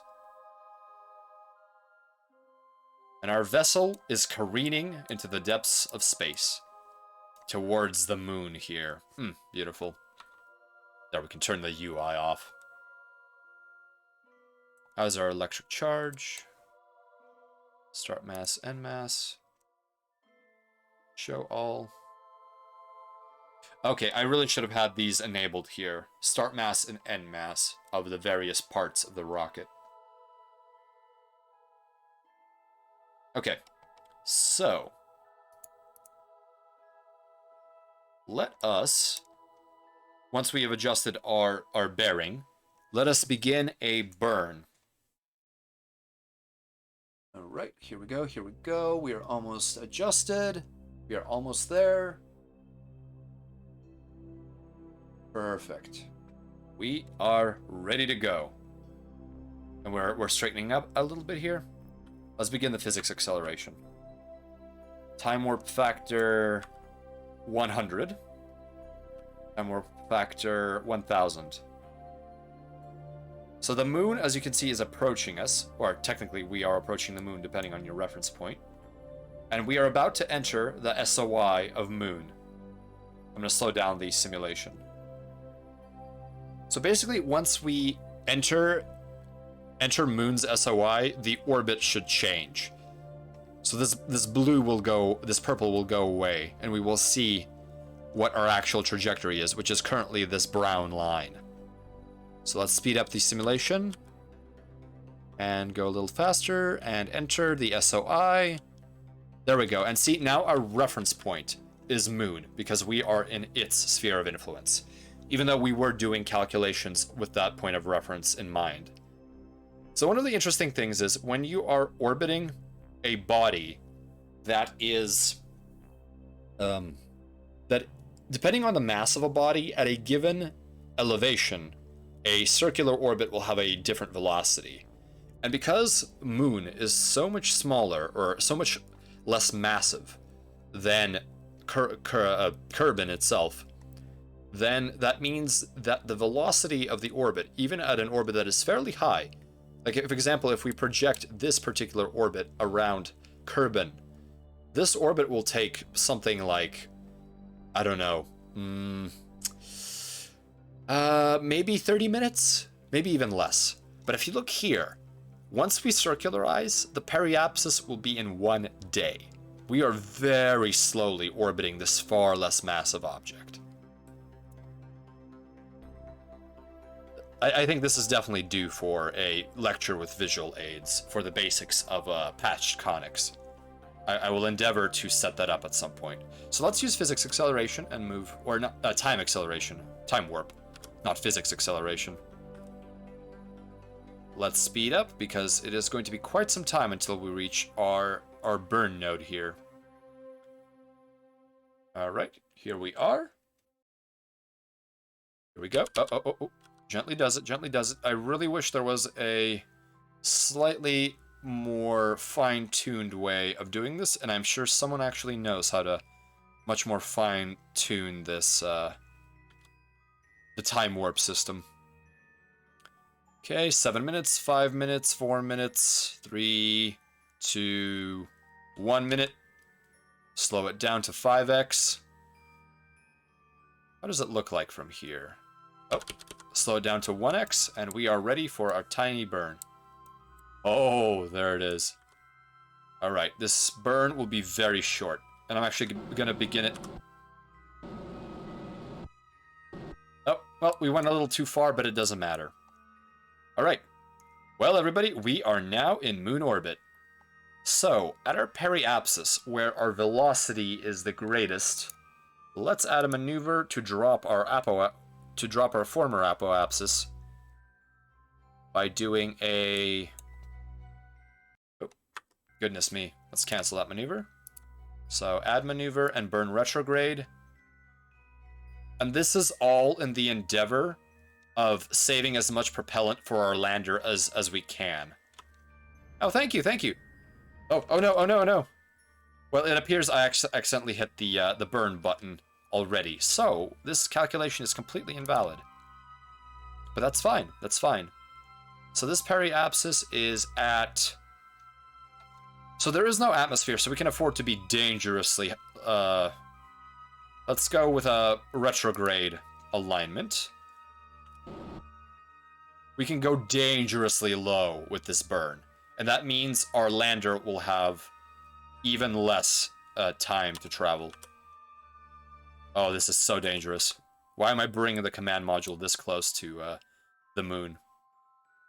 I think 44 kilometers is the lowest I'll go. Who am I kidding? I want to go lower.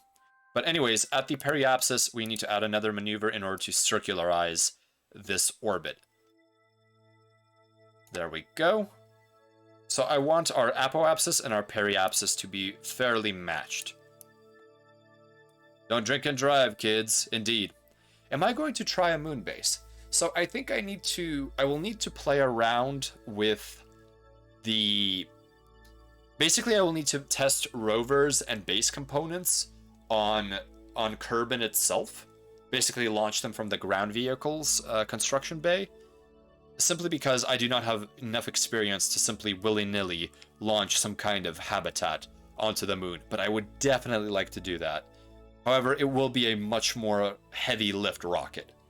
Right now, we are barely getting a tin can to land onto the moon, let alone a much more heavy and terrifying habitation module. So let's use our graphical maneuver editor, and once again, thank you to the kind Kerbal friends who demonstrated this to me. So let's use this slider and very gently adjust our retrograde so that... Oh, what am I doing? That is completely incorrect. Retrograde. We need to burn retrograde. So let's adjust our retrograde so the apoapsis and periapsis are vaguely the same. Here we go. This is a fairly circular orbit. Okay, let me adjust that a little bit more. You know, that's within a few kilometers. I think it is acceptable to me. Drink and drive like a madman. The Raider's way. Yeah, a Raider must drink a little bit to have that rowdy spirit. Okay, so it appears that we are ready. Let's prepare ourselves for this burn, and it will be a very short burn at that. So let's allow the craft to rotate. And I think once... You know what? Maybe even... this might be a single stage to moon craft. And that is an absurd waste of materials and fuel. But so far we have only been using stage 1 for this. So I definitely think we will be capable of reaching Minmus in this craft, with some modifications. Alright, so we are repositioning for our circularization burn now. Doubles is very excited. He's opening his mouth wider. He has better facial tracking than I do. Very impressive, Doubles. Very impressive.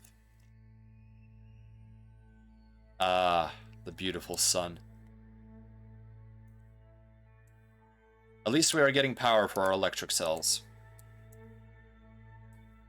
Now, one thing I'm very concerned about is doing EVA in order to board our moon lander. I am very concerned about that, but I'm hoping it will go okay. Alright, perfect. We have aligned ourselves for our maneuver, so we will begin time acceleration. 50x is not nearly enough. There we go. There we go.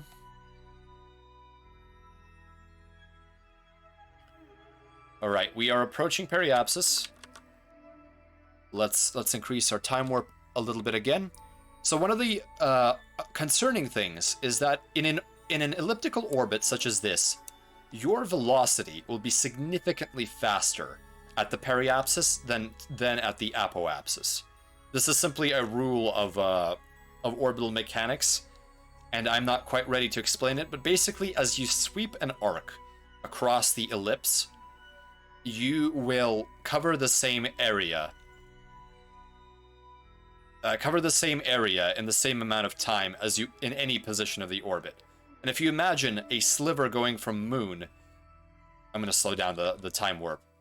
If you have a sliver, an arc going from moon to the very apoapsis, if you make a slice that is thin and long, it will certainly have quite a bit of surface area, and you will need a much wider slice at the bottom of this pie in order to have the same surface area. So yeah, imagine if you had an ovoid pie, and by law you are mandated to slice with the tip of your knife at the moon here. And imagine you needed to give everyone an equal surface area of pie. And with this task in mind, that is essentially where you have a thicker slice, that's where you are faster in an orbit. Okay, so we're gonna do a 1/8 throttle burn. So we're gonna, with a 2 second at 1/8 or 1/16 throttle, you know what, we can begin throttling up now. This doesn't matter that much. But I do prefer having control over the speed at which my apoapsis changes. Okay, so we have burned about half of the needed delta V. We are doing well, we are doing well. Excellent.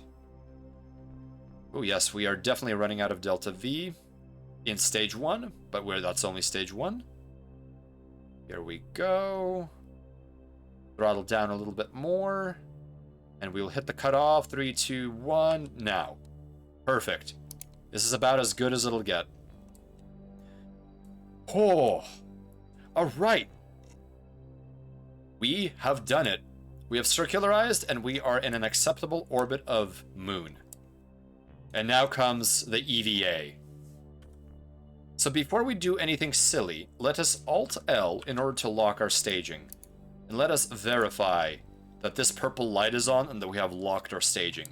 This means I will not do any kind of foolish, I suppose, any kind of mistakes if I hit the spacebar. I play a lot of Homeworld, and in Homeworld, going into the map, the sensors manager is the spacebar.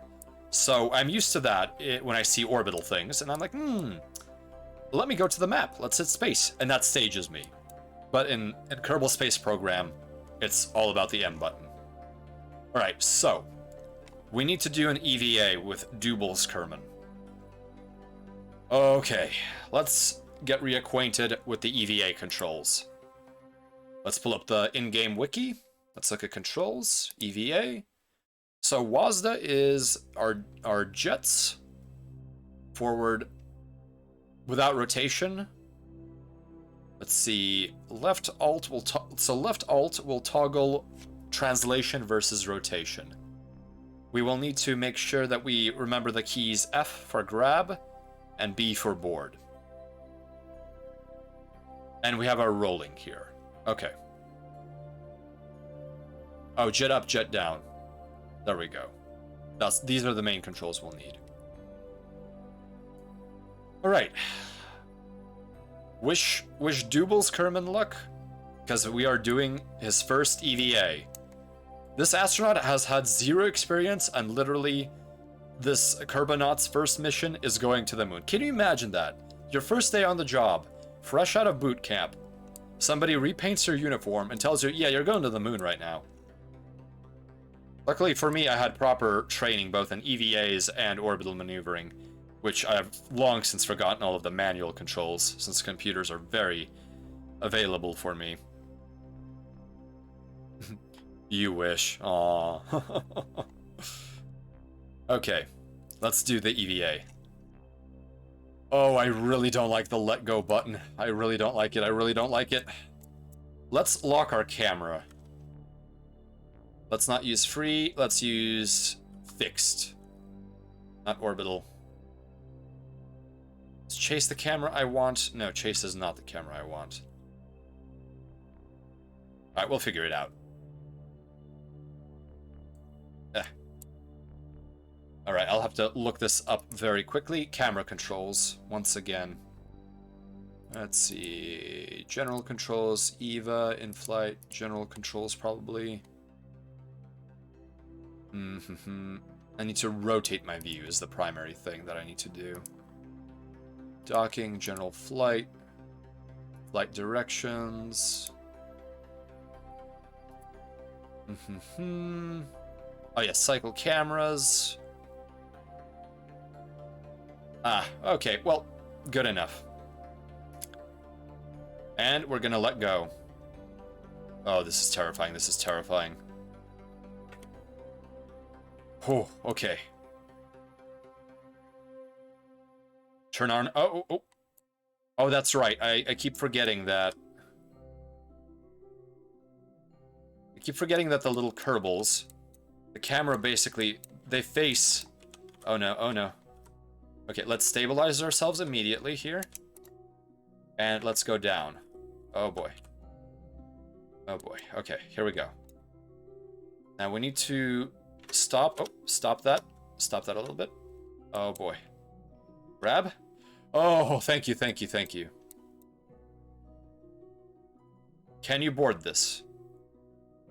I'm really hoping you can board this. Let's turn on the lights. Okay, here's our headlamp. We're gonna need that.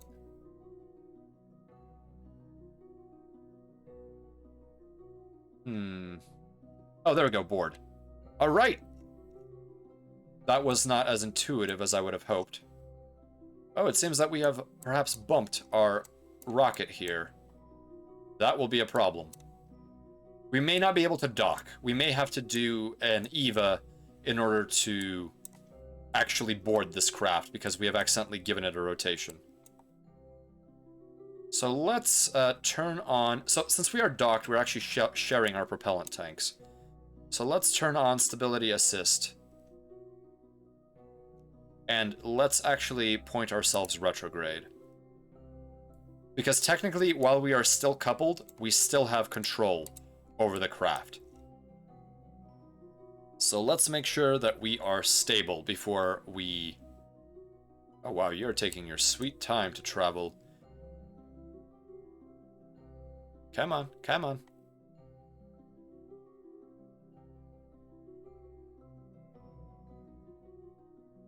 Alright, so once this maneuver is complete and once the rotation has been stabilized, we are going to uncouple ourselves from the command module and begin our historic descent to Luna. Since our orbit is very slow, we will still have daylight. So we should be able to do a descent just right here.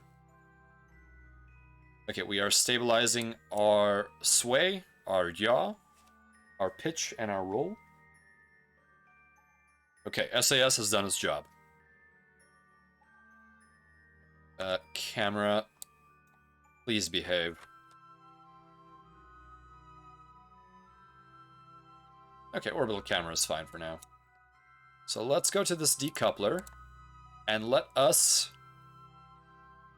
decouple.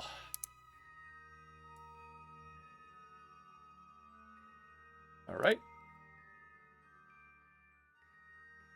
Oh my, that did something right there. Okay. Let's control our... Oh, so now... Oh my, that is a really bad yaw. That might be the death of this particular Kerbonaut. Although we may be able to fix it somehow. I really should have jettisoned that before. Oh my, this is terrible. Okay, so let's control this craft with doubles. Oh, this is absolutely horrifying. I would never want to land on such a rickety fuel tank. All right, let's land. Let's extend our legs because there is no atmospheric friction, so this should be okay. Let's adjust ourselves retrograde using our RCS. All right, how much mono do we have? We have full tanks of mono, so we should be okay. That is about as good as it'll get. So let's begin a deorbiting burn. We'll do this manually. And we did not activate the engine, so let's kick off the engine here manually. Activate engine. And we're gonna do a very oh no! I should have autosaved. Okay.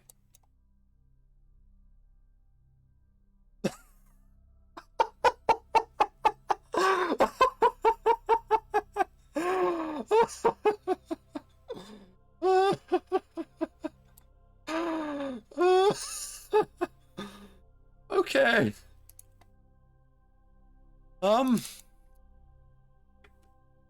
All right. Let's leave the seat. All right.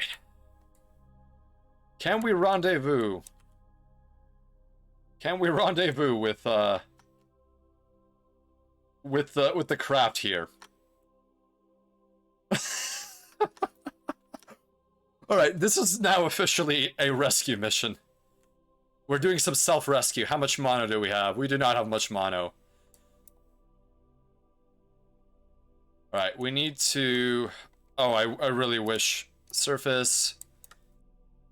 Target. Can we set a target here? That is our target. Okay. Oh, vertical, vertical, vertical. Okay. Uh, well, that went that way. All right, here we go. Adjusting our prograde vector. Okay, well that's fine. Retrograde burn. At least the spin has stopped.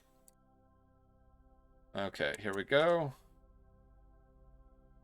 Oh, okay, we bonked into the rocket, so we are safe for now.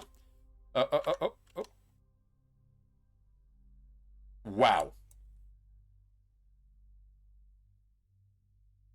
Wow. That was a mistake. All right, let's see here. Let's go up. Oh, we almost had the grab. Up a little bit, up a little bit. Let's go back a little bit. Forward, back, forward. Okay. Well, at the very least, we have successfully made it back to the craft. So we can at least say that this mission is not completely failed, but our objective is failed because we have no landing craft. However, I promised that I would give a moon landing, and it's been quite some time. So you know what? We're gonna do something. We're gonna do something. We are going to land with a different craft. This is gonna be a one-way trip, lads and lasses. This is going to be a one-way trip. Unlocking stages. Let's sequence this. Where's my decoupler? Come on. Actually, we'll use the remaining delta V. We'll use the remaining delta V. We'll point ourselves... Where is my maneuvering ball? Let's toggle stability control systems. Let's point retrograde. And we are going to land stage 2 of this rocket. It may be an explosive landing, but as long as Doubles makes it down in something akin to a piece, you know, one or more pieces, then we will have succeeded in our moonshot. And then we will engage in a rescue mission for Doubles Kerman. I think that would be the most appropriate thing. Alright. I'm so sorry, Doubles. I'm so sorry we didn't pack enough snacks for this now very long duration mission. Alright, let's take a look at our map. Little did Doubles know that upon being hired for the space program... Oh, and we are out. Whoa. What? Oh. That control went a little south.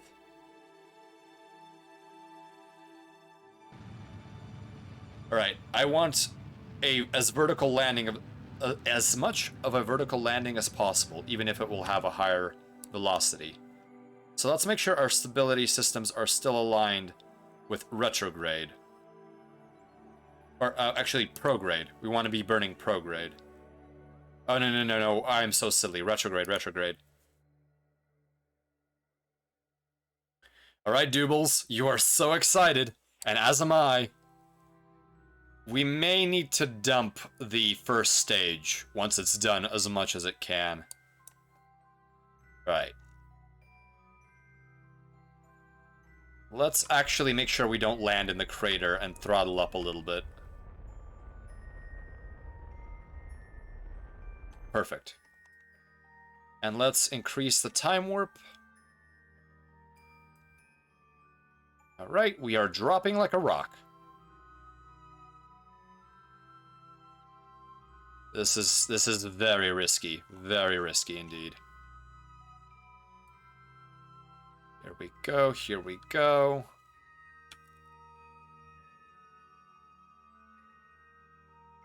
Okay, so we are 18 clicks away from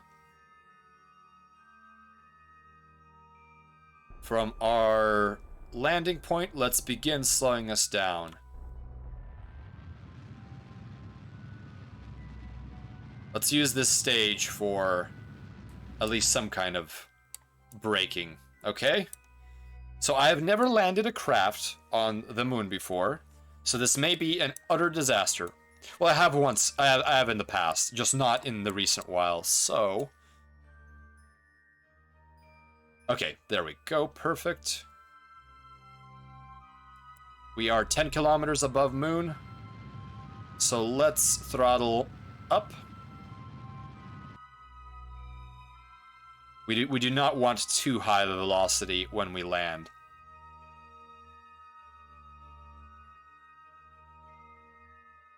Okay, gently does it, gently does it, gently does it. Oh my, yes, the gravitational influence of moon is rising. I'm gonna crank up the throttle a little bit. Okay, here we are. Gently, gently, gently, gently, gently.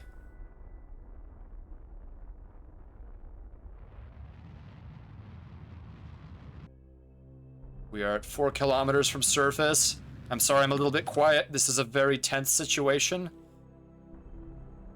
Okay, here we go, here we go. Coming in for a landing, coming in for a landing. With no landing legs. I really should have put landing legs on this. I couldn't have known. Oh, we are 20... Oh no. Stop it. We do not want sticky keys. I need to disable that immediately. Oh, oh. Bad, bad, bad, bad. We do not want to lift.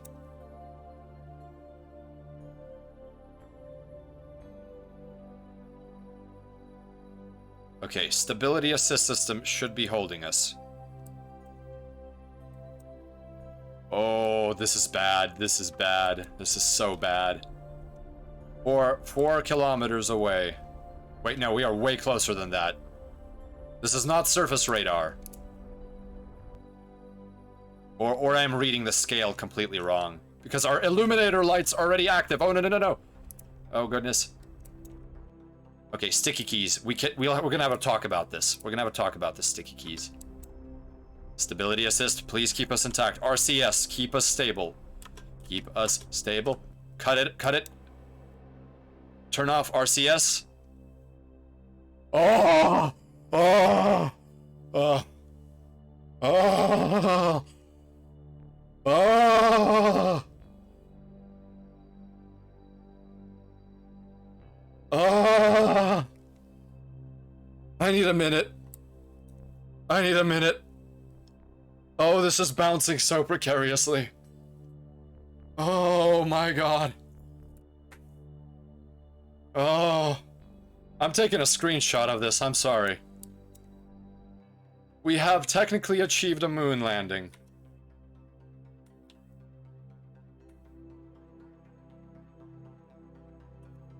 Oh, that's the aerodynamic forces overlay. Oops. Oh, temperature overlay.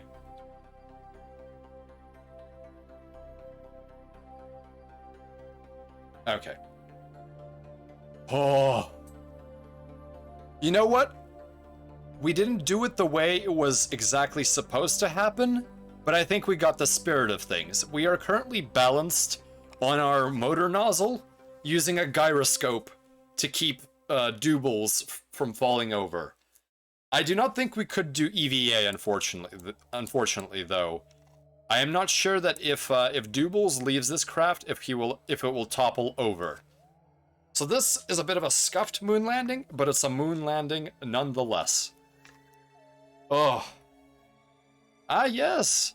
Musk, the businessman of 21st century Terra. His legacy is, controversial, to say the least, but yes, we have beaten him to moon. Oh.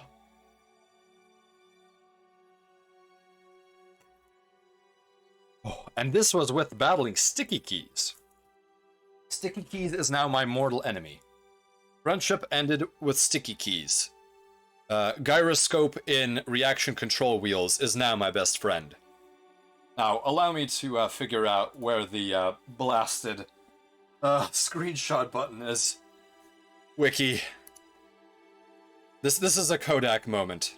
We shall take a Polaroid of this historic event. General controls.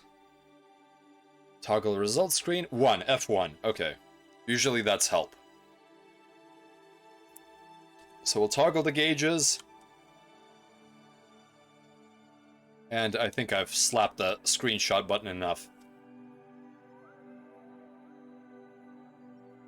Oh, wow. What a beautiful view. Oh, that looks like the monolith. Okay. So actually, you know what we're gonna do? We're gonna quick save. Let's see, KSP. Quick save. Okay, let's see.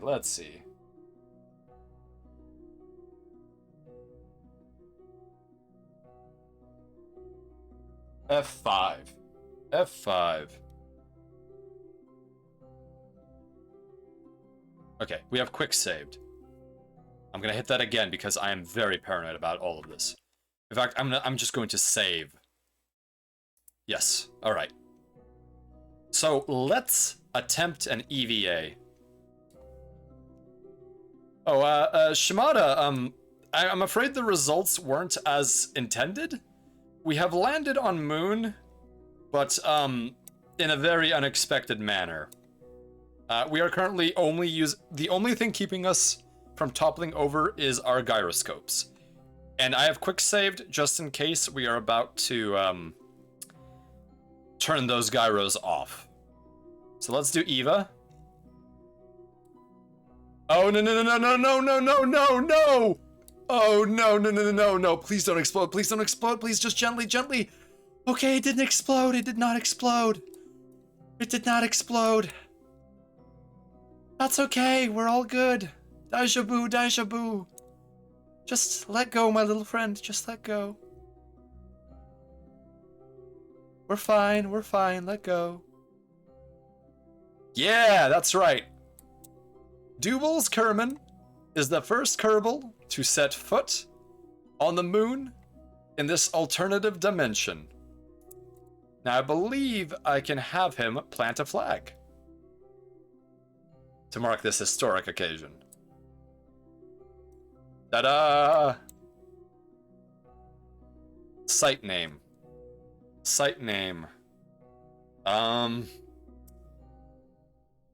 Dumb luck.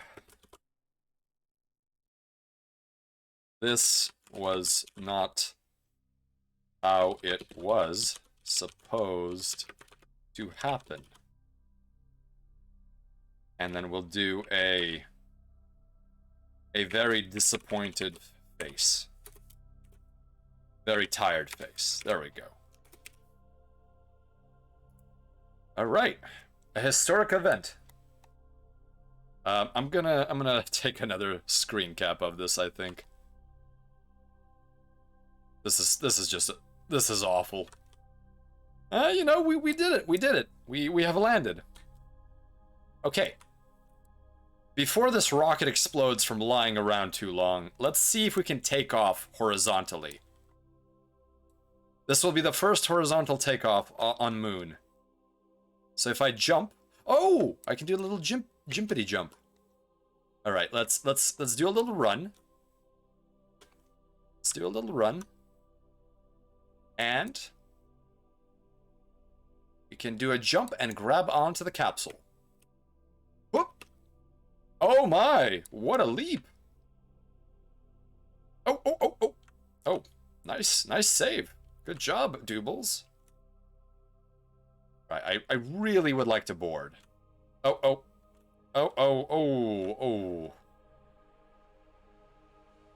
Oh, goodness me.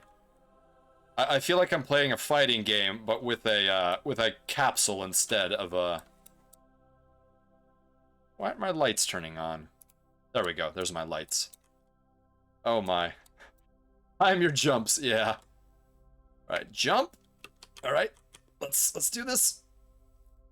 And, okay, we leaped over the capsule. We did not leap to... Okay. Oh, we almost triggered it. Come here. Come on, we have to get the exact frame here. Alright. Oh, there's the climb. Climb. What have you done? Alright. Can we board this? No, we can't board it, but at least we could climb. Oh, there we go. Okay. So we are going to gently... Oh, we did it. We did it. We did it. We did it. We did it. Okay.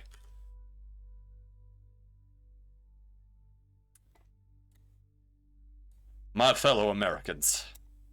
My fellow Kerbals. I do not ask of you what we can do for Kerbin, but I ask of you, can we take off with a rocket horizontally? And the answer is, I certainly hope, yes. Okay, so I will need to jam my... Okay, let's turn on SAS. Let's roll over like a tuna fish. Or like a manatee, yes. There we are, we're rolling over. No. Keep me stable. I want to stay like that. Yes. For optimal takeoff. Oh, the Kerbal Space Program community is currently jeering at me. Oh, come on, gyros. Okay, the gyroscopes are keeping us stable. So let's do another quick save before we go anywhere. So save game, quick save number 2, saved. And let's see what we can do. No. Full throttle. Ah, please! Thrust! Oh, no! I think that was a failure.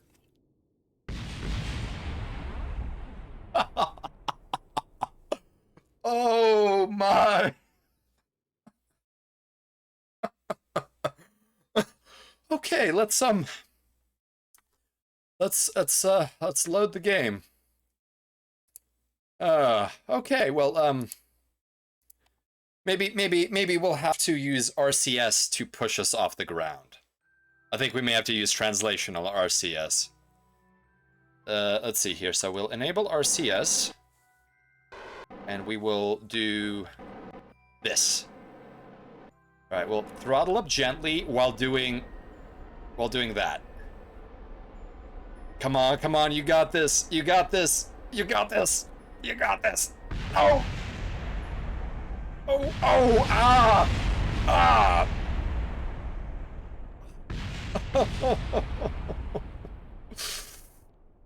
Oh.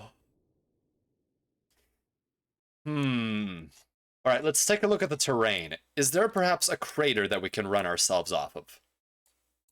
Okay, so there is a ledge right here. So if we gently crawl along the ground, we may be able to basically do one of those classic cartoon moments where we run off the cliff. And we'll use this crater edge as a ski ramp for our endeavor here. I think that is what we'll do. All right, let's load the last quick save. Oh no, this is not what I want. I want the absolutely scuffed landing where the gyroscope turned off. If I was smart, I would have had this ship be a drone vessel. Okay, so SAS is on, RCS is on. We now know the push button. Actually, let's just gently crawl along the ground. So we may need to use stage 1 to approach the ski ramp. Oh, I really should have put wheels on this. I should have anticipated this. Well, thank you for joining the convoy for as long as you could, Project Derp. Your presence is always appreciated. Alright. Ah! Why did that detonate? Well, we have lost our engine. Let's stage. Throttle up with the atomic engine. Here we go. Fly me to the moon. Da da da da, Jupiter and Jupiter. Da da da da da da da da. Da da da da da da da. Da da da da da. We don't have enough Delta V to escape. We do not have enough Delta V. This is really bad. This is really bad, but at least we're off the moon. Alright, I'm gonna cut this off and see if we can circularize. Okay, we are gonna have to do a, not a halo orbit, but we're gonna have to... We're just gonna have to make a break for it. I'm not sure we have enough delta V. We do not have enough delta V. I'm very certain of that. Alright. Can we circularize? We can sort of do something they call circularization. Alright, let's do maneuver. Oh, we do not have enough delta V. Well, you know what? That's okay. That's okay. How much do we have, actually? Let's take a look here. Where is it? Oh, it's in the messages, default messages. Oh, we don't even have a delta V calculation. Right, this stage is not calculated for whatever reason. Okay. I think we can just begin burning. Let's see what we can do.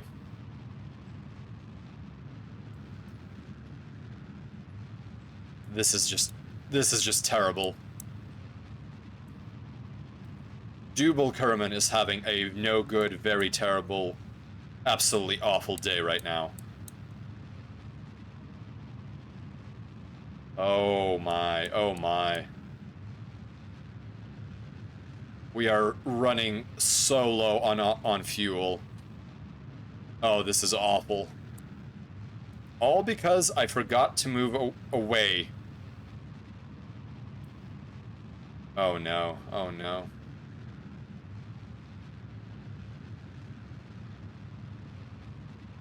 Okay, can we do something?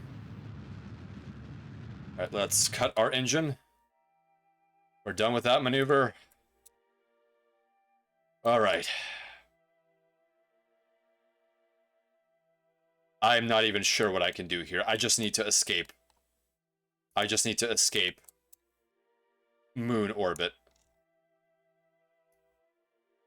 Alright. That is... Let's use the bare minimum. Let's boost a little more. Boost a little more. Boost a little less. That is the bare minimum we need to go on a horrible orbit with Kerbin. Moon, please let us go. Yes, that is exactly how I'm feeling. And we need a delta V of 217 meters per second. We are not gonna make it. We are not gonna make it. This is very bad. Alright.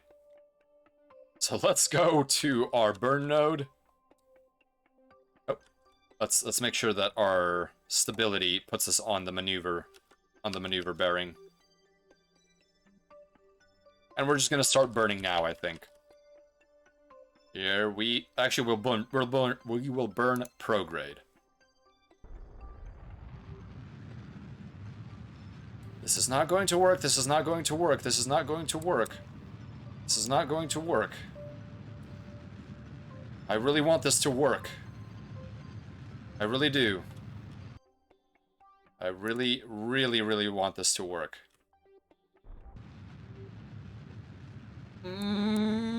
Oh, come on, come on! Okay. Well, that's not gonna work. Oh. So close to at least entering Kerbal orbit. Wow. So now we have two alternative timelines. One where we have only landed but not planted our flag, and one where we have planted our flag but only been able to escape into moon orbit, and now we are stuck. And this will be a very difficult orbit to rescue from.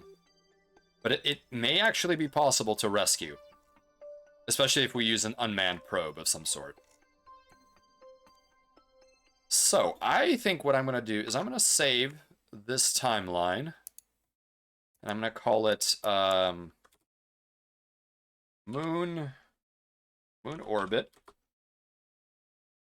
Moon orbit failed. Need rescue.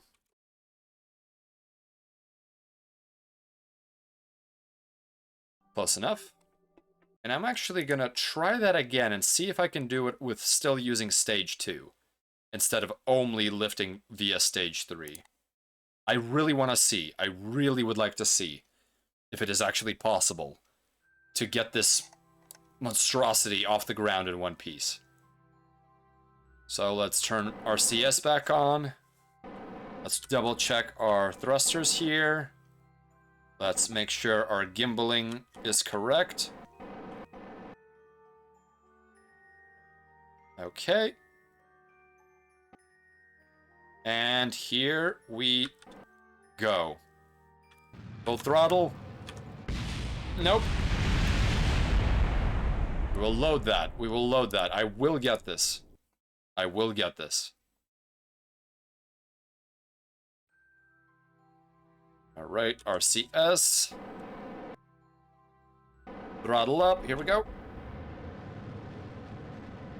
Ho ho! Oh no no no no no no no no no no no! I'm so sorry for these noises. I'm so sorry. No no no no no no no no no no no no no no.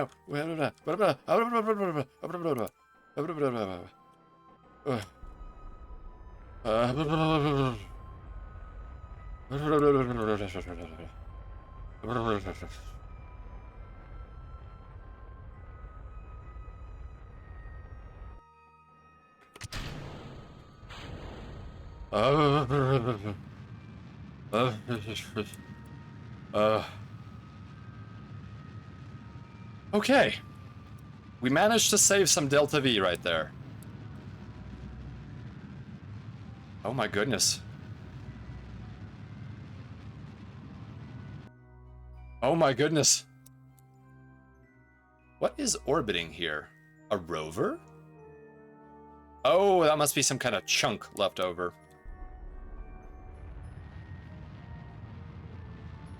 Oh my lord. Courage the cowardly spacer. Yes, I need to have some courage here. Spacer the cowardly dog. Oh. Oh. My honor is not very high right now. I am simply trying to survive this absolutely terrifying encounter with the moon. Alright, let's see if we can do this. We can level ourselves out. And we can just burn. We can burn that way and hopefully exit Kerbin. I'm really hoping we can exit to Kerbin orbit. Yes, we'll just do a straight burn. We'll do a straight burn like that. So, adjust to our trajectory. SAS needs to be online. RCS we will turn off. We'll switch to maneuver mode. Alright. We may have enough Delta V. We may have enough Delta V. Oh, Space Cower. Have you seen the series called For All Mankind? Pretty neat astronaut drama. I have heard of that name. Let me see here. For All Mankind.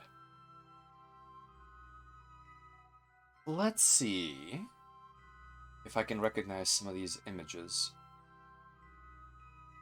You know, I have not seen it. Would you recommend it? It does seem rather I don't even know what kind of what I can judge from the title here. Is it historical fiction or?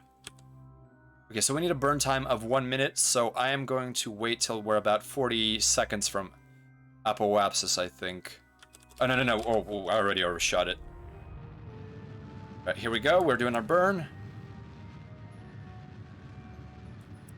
We're doing our burn. Okay. We're getting this, we're getting this, we're getting this. We will escape. We will escape the moon's orbit. We will do this. This is absolutely messed up. We have made many mistakes in this flight. But this true spirit of Apollo is that we persevere despite these setbacks. Right, we need to elevate ourselves a little bit, I think. Come on, come on, come on. I just need to hit escape. I just need to hit escape velocity. That's all I'm asking. Please, oh lords of Delta V, give me what I need. Come on, Apoapsis. Come on. Almost there. Almost there. Escape velocity, escape velocity. Just a little bit more. Escape velocity reached. Oh my. We have done it. We have done it. And we did it. Retrograde of moon. So our orbit should be... Okay, so there is our orbit. Where is our entry point to this orbit? Oh, you know what? I don't care. We're just gonna time warp to the orbit. I cannot think of relative orbits right now. And for all mankind, do they have issues like this? Because this is very stressful. Okay, we are about to exit the sphere of influence of Moon. Having lifted off with no landing gear off of a belly flop. Oh my, here we go. And there is... We are officially in Kerbal orbit, almost. Yes, we are in Kerbal orbit. Alright. So, to save as much as possible on Delta V, we are going to... We're going to save. We're going to save the game. Almost there. We are going to save, and we are going to be very miserly about our physics here. And we are going to take it. We're gonna do an orbit, and we're gonna... Let's see how much Delta V we need to bring up periapsis. We just need... Oh. We just need to bring periapsis. Oh, no. Don't tell me we are... We just need to hit Atmo. We just need to hit Atmo. That's all I'm asking of you. We just need to hit Atmo. Oh. Okay. Let's just warp to here.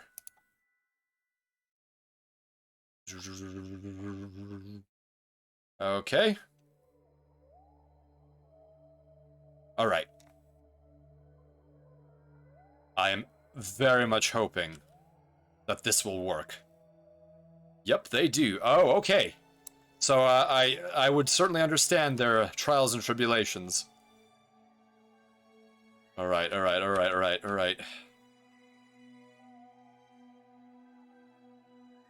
Doubles, we will do this.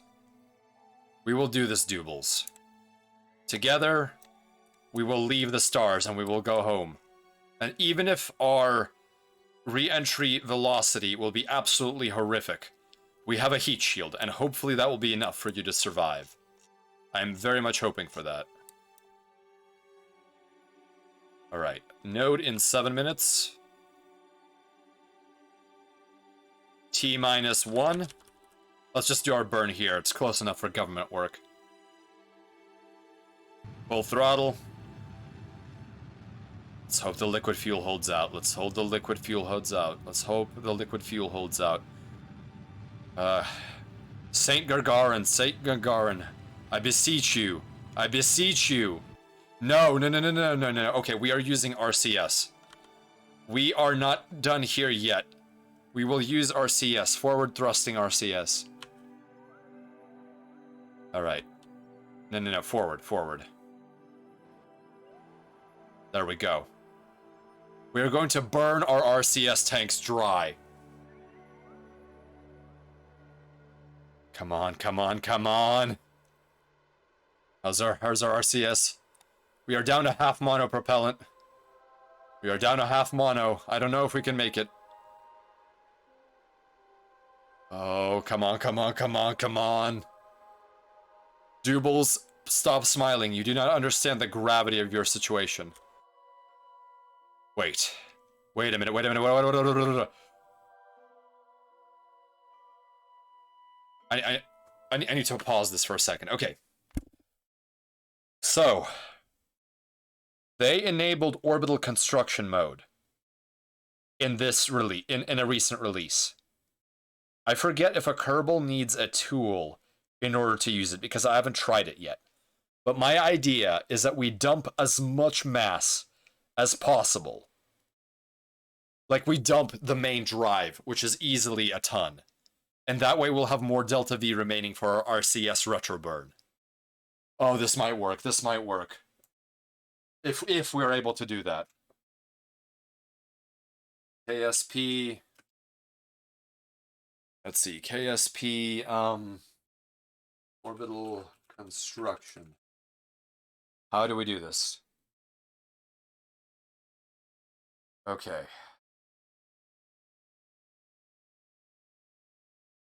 Okay, okay.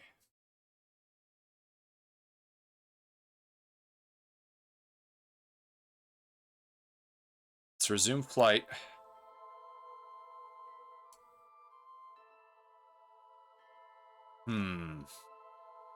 Okay.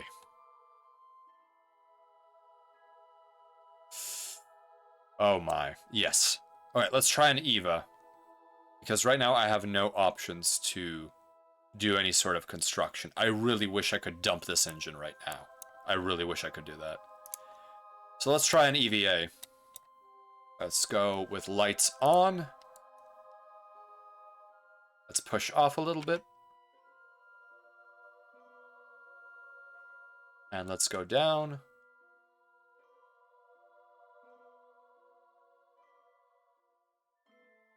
Okay.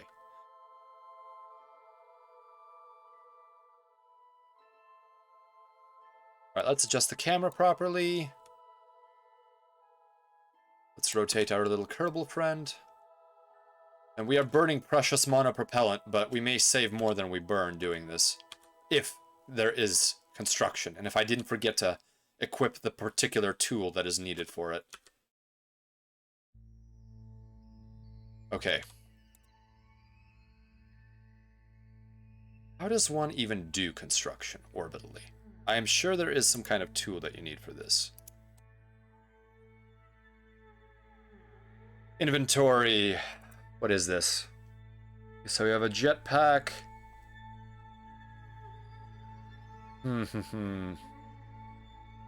No, I'm afraid I can't do that. Okay. Orbital editing, maybe. Well, if anyone has any tips. Hello, Space and Nissan. Right now, I thought that I could use the editing that Kerbal Space Program added for orbiting.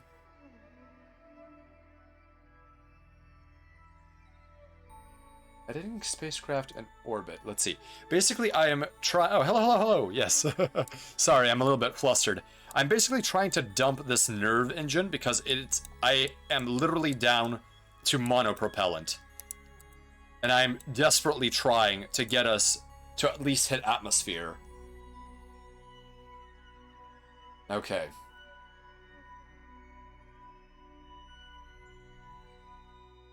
So let's see. Alt F6. I don't know what this will do. Alright, let's look at the wiki while we drift away. Okay. Editor. So this is the editor that is in there. So rocketry, advanced. So we have basics, advanced.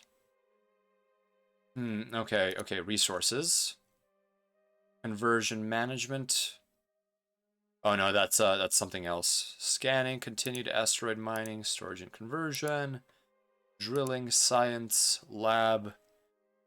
You know, I don't think I'll be able to do this. I'm just gonna have to go back to the craft and just attempt to see how good I can get my orbit with just monopropellant. And let's board our craft. All right, let's do this again. Monopropellant burn. Oh, oh, oh, oh. Oh no, oh no. Let's go retrograde. And no, no, no. JKL. H. There we go. H is the key I want. So we want our periapsis to at least hit 70. That's where Kerbin's atmosphere is. And we are all out of monopropellant. And our periapsis is nowhere near that. Well. That is a problem. That is a problem. Wow. I need a second here to understand the gravity of this situation. Gravity. Or lack thereof. Okay, can I edit this thing in orbit? I really would love to just... it would just be amazing if I could rip off the engine. That's all I need. Rip off the engine, rip off the batteries, throw everything I can away. If I had a hacksaw, if I had a file, I could do this. Given enough time and oxygen. But no, this is a very, very desperate situation. And I simply do not have enough Delta V on Doobles himself in order to re-enter manually.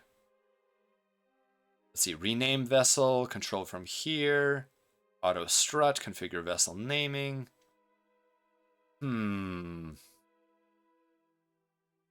What's this? What's this? 40 liters of what?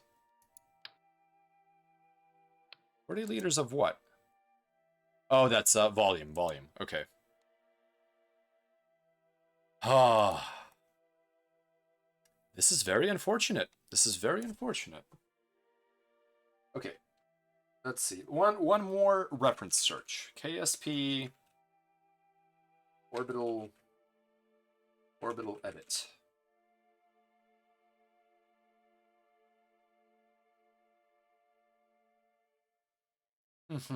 Okay. Kerbal spacecraft, modify spacecraft.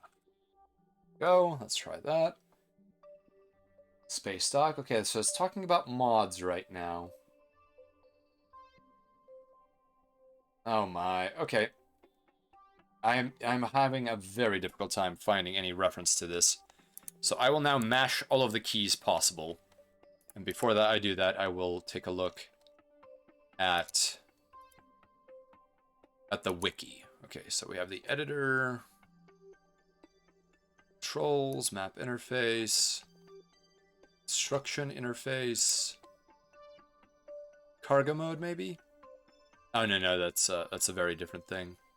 I think I need some kind of laser in order to do this, unfortunately.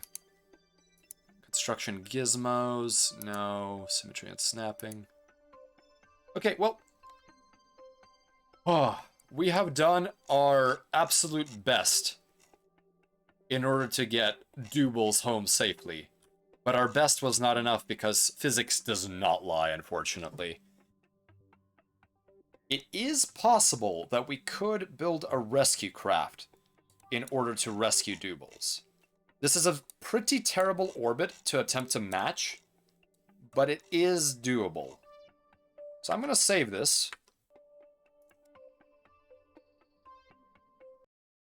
I'm going to save this because I think that Doobles deserves a chance. So this will be save _ Doobles. Yeah, being trapped without any reaction mass is a terrible feeling. I do not wish it on anyone, and especially not on my little friend Doobles here. Have any wingmates ever been stuck in a situation with no propellant, no battery, and no way out? Oh, this is dreadful. I certainly have had to wait for rescue.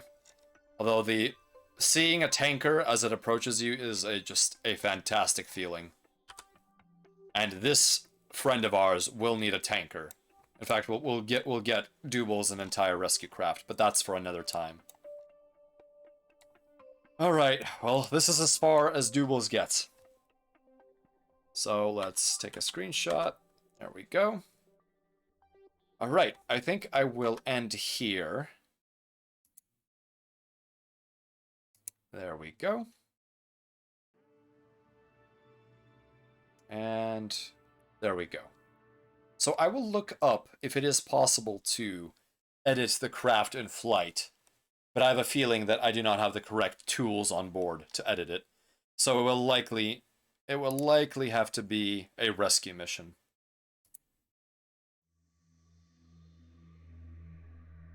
All right. Well, that was more intense than I bargained for, especially with the absolutely botched space mission. I am surprised that Stage 2 was actually able to lift off from a belly landing on the surface of the moon. I'm quite impressed by that. But we will have to do a rescue mission and match a very, very annoying, highly eccentric orbit. But when we do it, I think it will be worth it to see the smile on Doubal's face. Of course, Doubal is always smiling. Ooh. So I certainly hope that all my wingmates had a decent enough time watching these disasters unfold. Quite a few close calls and quite a few explosions, but we have to persevere. We have to persevere. It was moon or bust, and we made it, but it's moon and bust, unfortunately, in our situation. Oh. All right. Well, let's start wrapping up then, shall we? Let's see who is available for a raid. I really do think I want to have a bit of a small lecture on orbital mechanics, though. Once I refresh my materials, I think with visual guides it's much more important. Let's see. So Miwa is playing Mahjong. Clams, who we rated yesterday, is doing Dead Space. Felty is on. Let's see. And Felty is doing an examination of Melchior. Well, I think that is pretty interesting there. Oh, you made something. Let me check it out real quick. I'm glad there were great moments. I know that some moments have left me speechless and a bit flabbergasted, but that is sort of the nature of this beast. All right, let's see here. What is this? Yes, my chaos speech. Thank you, Yukis. I applaud how quickly you were able to edit that together. I will listen to it fully once I am no longer broadcasting. Oh, Space Onisan, I'm glad that you had fun. I appreciate you coming by. I don't do KSP all the time, but it's in my rotation, and I think these challenges are getting ever greater. So I'm very pleased, and I think that this rescue mission will be interesting. Although I may do it on my own and just show the final end result, simply because it will take a while to get that orbit correct. Oh, I'm glad you had a good time too, Alaric. Alright, so I think let's raid Felty. It's been a while since I've raided her, and she is also examining the Live 2D components of one of our fellow VTuber buddies, Melchior. So I think I would like to do that. Save our hero Doubles. We will. We leave no Kerbal behind. Alright. Let me start up the raid, and then I can say a big thank you to anyone joining our flotilla. Alright, here we go. /raid. I can never pronounce that. Felty. And then I will provide a raid message. Although hopefully that will not get anyone spam blocked. And here we go. Here is the raid message. And let me thank those who have followed recently. Okie dokie. Space and Isan, thank you for joining our flotilla. It is good to have you. Project Derp. I believe Project Derp went to bed, but thank you very much, Derp. Steve the Wingman. Also, thank you for joining the flotilla. Cece also joined. Thank you, Cece. Well, welcome to our ramshackle convoy. Winter Sana. Also, Winter Sionak. Also, thank you for joining the flotilla.